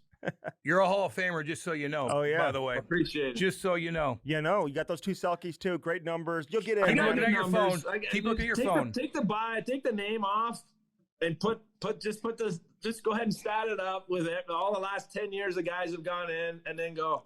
Well, I fit in there somewhere. You'll keep your phone on. Rod, you're going to get in. You're going to get the call, Is there anybody else that you played against that's not in that you feel strongly about that should be in? That's a great question. Most of my guys that they're in that I played against that should be in. I'm glad they threw in Roenick this last year. And, I got comparable numbers there too. But I played against him. He was legit. Yeah. Right, he was a guy you go, oh shit, JR's out there. Like you had to watch him, and he was a difference maker, and so I'm glad he got, even though he didn't win. Like that's the other thing. I don't know what the criteria is. Do you have to have won one? Do you not? You got guys that never won that are in. You got, he didn't win, but he was a legit player, and that's just one that went in recently. I'm glad he got in there. Yeah, man. We like him too. Your time's coming, man. Yeah, just keep that phone on, baby. Keep it going. I love everything you're doing. We're all rooting man. For you. So all the best, man. Thanks for doing this. Guys. Thanks, bud. All right, buddy. Great show. Appreciate that, man. Thank you. Hey, Appreciate say hi to Chaser for me. We will. You guys talk to him. We will for Absolutely. sure. We'll tell him hey. He finds his way in here every once in a while. Oh, yeah. What a man. Awesome. I should have talked about him more. But anyway. I know. Take care. Next time. We'll see you, bud. All right, see you, Rod. The Camistrick Podcast is brought to you by Bellman. BEHLMANN. Bellman Automotive. Located where? Troy, Missouri. Buick GMC on one side of the street. Right on the other side, Chrysler Dodge Jeep Ram. Get yourself some new wheels in time for the winter. That was Rod Brind'Amour, baby. man, he's about as cool as you can get. Very, very easy to talk to. What were your thoughts on him I'd like going for into the interview? What are your thoughts on him coming out of the interview? I would love for him to be either my teammate as a leader or my coach. Like you could just tell he's easy to talk to. And that's a big thing. Like you feel comfortable enough to have a conversation with him to know where you're at. Where some coaches are different. Maybe Pete was a little different where they're not that open, easy. It's like coming a couple of answers like, no, you got to figure it out on your own kind of thing in a way. Where I think he would be easy to talk to. Mm-hmm. And to really know what you need to do to take your game to the next level, which is a big thing, man. He's an intimidating guy, but he's not intimidating to walk up and talk to, I think. No, I would agree with that. He's a worker. And he's a too, worker, man. He's This guy's at the office when he's doing the interview with us. He's loyal, like a loyal guy. Mm-hmm. Listen, you're gonna have to screw some guys over eventually. It is what it is. You have to do it. Mhm. But it's how do you do it? How do you, just little things. I think he's really good at. He was a great player, dude. God, yeah, he was. The Great Blues player. done fucked that up back in the day. Just What a all y'all terrible know. trade. Murray Barron, I like him. Like, I don't get did me wrong. too. Ronnie Sutter, okay. You traded Rod Brind'Amour? You traded him because you needed defense, okay, at the time. Jesus, guy, got to put. Remember, he said he was on a line with, he was centering, Brett Hall. and he's like fucking pass, boom, boom, boom. Then he couldn't find Brett Hall. Mm-hmm. He couldn't figure out the pad because Hawley was OT. They're getting 86. They're dominating. And then the next year, he said he was playing center for Hawley. And he fucking said he's not good. They're going back to the bench. And Hawley's bullshitting him. saying, get this guy off my line. I know exactly. I could picture that in my head. So Exactly bad. how he'd. He's going to Gold's Gym to work out after practice. Yeah, he's that guy, man. I don't think he's not I don't think he partied much. I think he's just a hardcore, energetic, Yeah. every day, go, healthy wise. Still hang out with the guys here and there, I bet, Mhm. but I think he just was one. I wish I was like that. And he brought it every game, man. Brought it every game. It's He hard. doesn't. He's still upset about them taking that Sia off know. his jersey. Yeah, I know. Why would they do that to him? I know you want to like pass the torch. Puts everybody in a bad But spot. you know he's going to retire in the next year or two. Like, just wait a year. Why would you? Why? What's the point of it? And then Eric Stahl's like, okay.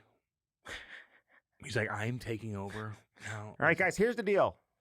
Here's the deal. Everybody listen up. I'm 18. Like, seriously, you're 19. How old was he? Not old. He's the same year when I got in, I Mhm. think. Similar, he was I like gue- 23. Similar, I Maybe he's- guess, with Madonna and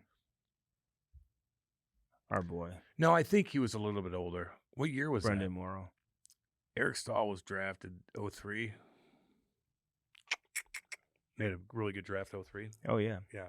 it's one of the first drafts I went to. I think the first draft I went to was like maybe the year or two before that, and I've gone to every draft since. We're not going to the draft this year because everything's being decentralized. Or is it centralized? I don't know. Which one is it? So, what do you mean by that? So all the teams stay in their Yeah. original The cities. football did that, didn't they? Yeah. So then, like, they just hunker down at their home facility. That sucks. hmm Yeah, I like going to one city and Yeah, where everybody's there. everybody's at. You're doing interviews. Yeah, Everybody's exactly. like, cool. So I think love this will be that. the only year. I hear that next year they're going to go back to the original form and they're going to go back to the Sphere. That's the plan. Yeah, in Vegas. Yeah, I'd do that. I love that. Mine was in Toronto, man. Was it? Oh, that'd be a Yes. great place to get drafted. Mine was in Toronto with That's my so mom and cool. You dad. got drafted, dude, and you were like Yeah. one of the first 4th round. players to ever make it out of St. Louis after what's his name from Buffalo. That you're. I think it's cool that you're the second to ever make it out of third member to ever make it out of St. Louis Third? after Paul Reinhardt, and Who's Paul Reinhardt? you don't know Paul Reinhardt. Uh-uh. I think his son plays for the Mm-mm. Florida What? Panthers. Paul And Reinhardt? Paul. What do you do? He was a great player, and I think he was born in St. Louis. Let's see. So Paul Reinhardt is Sam Reinhardt's dad. No, he was born in Kitchener, but I want to say he lived. What are you doing? Fine, somebody else is from Jesus. here That played in NHL? Yeah. Oh, yeah. at a young age. Oh, yeah. So you're like the third. So congratulations on that, Cam. See, you don't even know. Don't even know.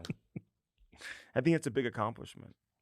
But I think it'd be really cool to get drafted in Toronto. That would It was be really cool. there or Montreal. Yeah. It was totally cool. Otherwise, Totally cool. It was awesome. All right, That Rod sucks. Brind'Amour, we appreciate it, man. I Yeah. hear, and people did come up to me actually at the event and said, "Hey, we love it when you have coaches on." Yeah, a lot of people say that, man. They like the coaches. Mm-hmm. We talked to them for And a we've long got some time. good players They coming stay up, on too. with us for a long time and answer every They're question. very interesting. They answer every question. We apologize that the interview got a little. The conversation was a little slow to begin. Cam was in a bad mood because I told him he looked like he had a pulled groin or something when he walked in. So he was in a today? little bad mood. Are you talking about today? Yeah. Or the interview Then with the guy called him a narcissist, and he tried Yeah. to turn that around on me. I did. It was just, which is a very narcissist act. It is a little bit. It's like, I'm not a narcissist.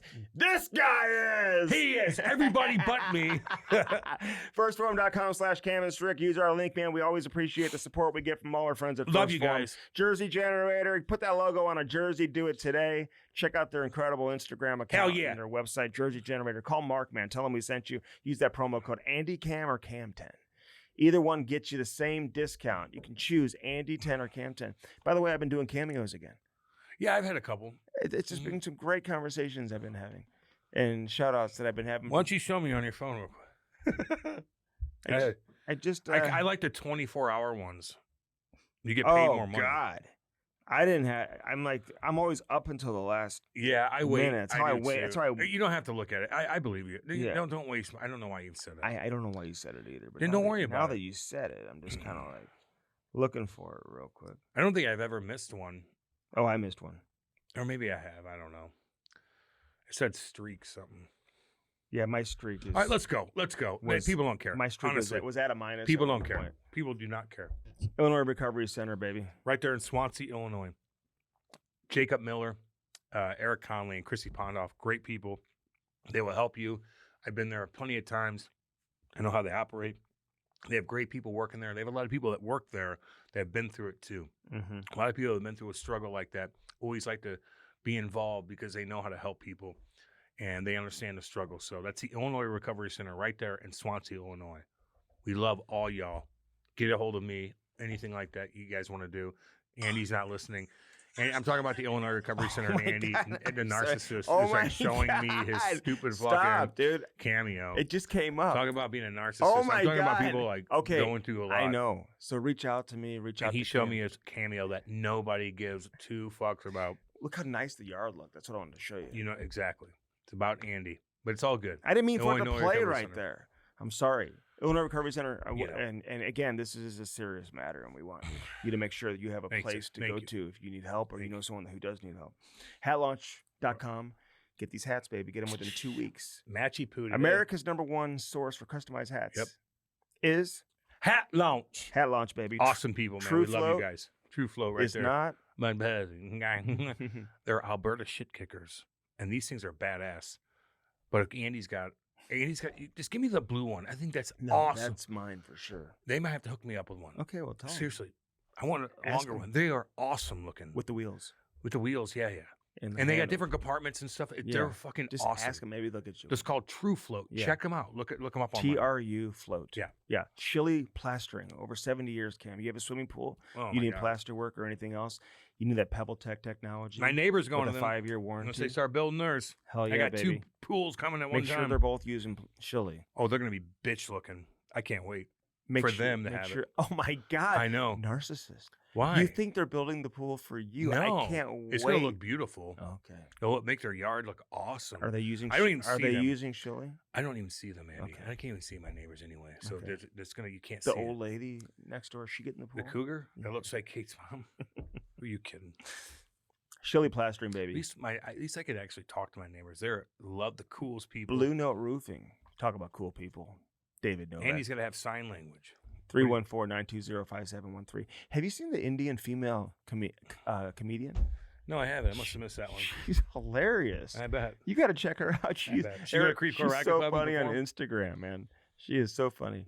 She's talking about climate She's change. the only female Indian comedian on the market. Cool. Yeah, she's really Cool. good. Yeah, really, I'll look into that. She's really funny. I'll look into that. Although she could be probably funny. Hilarious. Really? Are you being dead Yes. serious? So funny, Okay. man.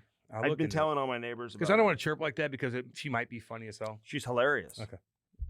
Let's go. So, well, I'm just telling you, Blue Note Roofing, gutter, soffit, fascia, roofing, siding, whatever it is you need. Call them today, 314-920-5713, baby. At Bellman, you get no. Swing dicks. but you do get sushi and flavored water. Swinging dicks. Buick GMC on one side of the None street. of Chrysler Dodge Jeep Ram on the other side. Cam's looking at that I need Jeep, a new two-door, small wheels, goddamn pink, truck. soft top, flames on the side. Nothing wrong with that. I need a new truck. They've got the best selection of anything. Say hi to Danny, boy. Danny, get on with yourself. Dale. Dale. Kenny. The fuck I tell you, boy. Hey, Kenny, what's going on, man? How are you? Hey there. Hey, dude. How are you? Hey, guys, love all you guys, man. We love you I'll be guys. in I do need a new truck, though. I need. I know. Seriously, I'm I'm gonna take you being there. dead goddamn Yeah. serious. Heading to Chicago for hockey this weekend, so I'm looking Cool. forward to it. A little summer hockey. We got a nice interview tomorrow, too, by the way. Oh, good one. Good one. Damn good. Always We've been fucking rocking. Always. I have been. Oh shit. What do you- That's a narcissist. Who's the last one we had? Who we had on? Oh, Derek Lalonde. Big shout out to him. He just got the head coach. Okay, cool. What's our streak, dude? That's what I'm saying. Dude, coaches come on here who Yeah. are out of work get jobs within like a few weeks after. It's awesome. It's good to see that, man. Truly is. And I told him, I said, listen, you're going to love Chief, man. He's Derek Lalonde. You don't know, like, you see him on the surface on TV, you see him do these interviews, but like behind the scenes, dude, he wants to drink beer and watch hockey. Yeah. You know what I'm saying? He's a hockey And- son bitch. and I love Chief it. is like that, and Yes. Rhino and all those guys. Let's hang. Yeah. Mark Savard, like Let's he's go going to be a have a perfect couple fit beers. with that and watch the late Yeah. game, dude. You gotta be. And talk. You hockey. have to be buddies in a way, or else it makes it that much more tight in any way. Yes, just like a team, especially- just like anything. And Chief has always been like that. Always, he had like, that come in. here Yeah. with Otter and these guys, God, man. yeah. Those were his boys, so it was important to him. So Yep. if you like to eat wings and watch hockey, How nice is that? then you're going to be a great fit, and you can That'd be a cool group to be around. organized and The blues group's help the cool. team win. Like, there's a lot of good groups of yeah, guys. some good groups. Like, man. really good, man. All right. Awesome. All right. Love you guys. See you, dudes. Peace.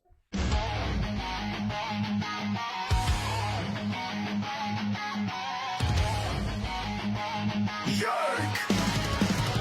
Let's go!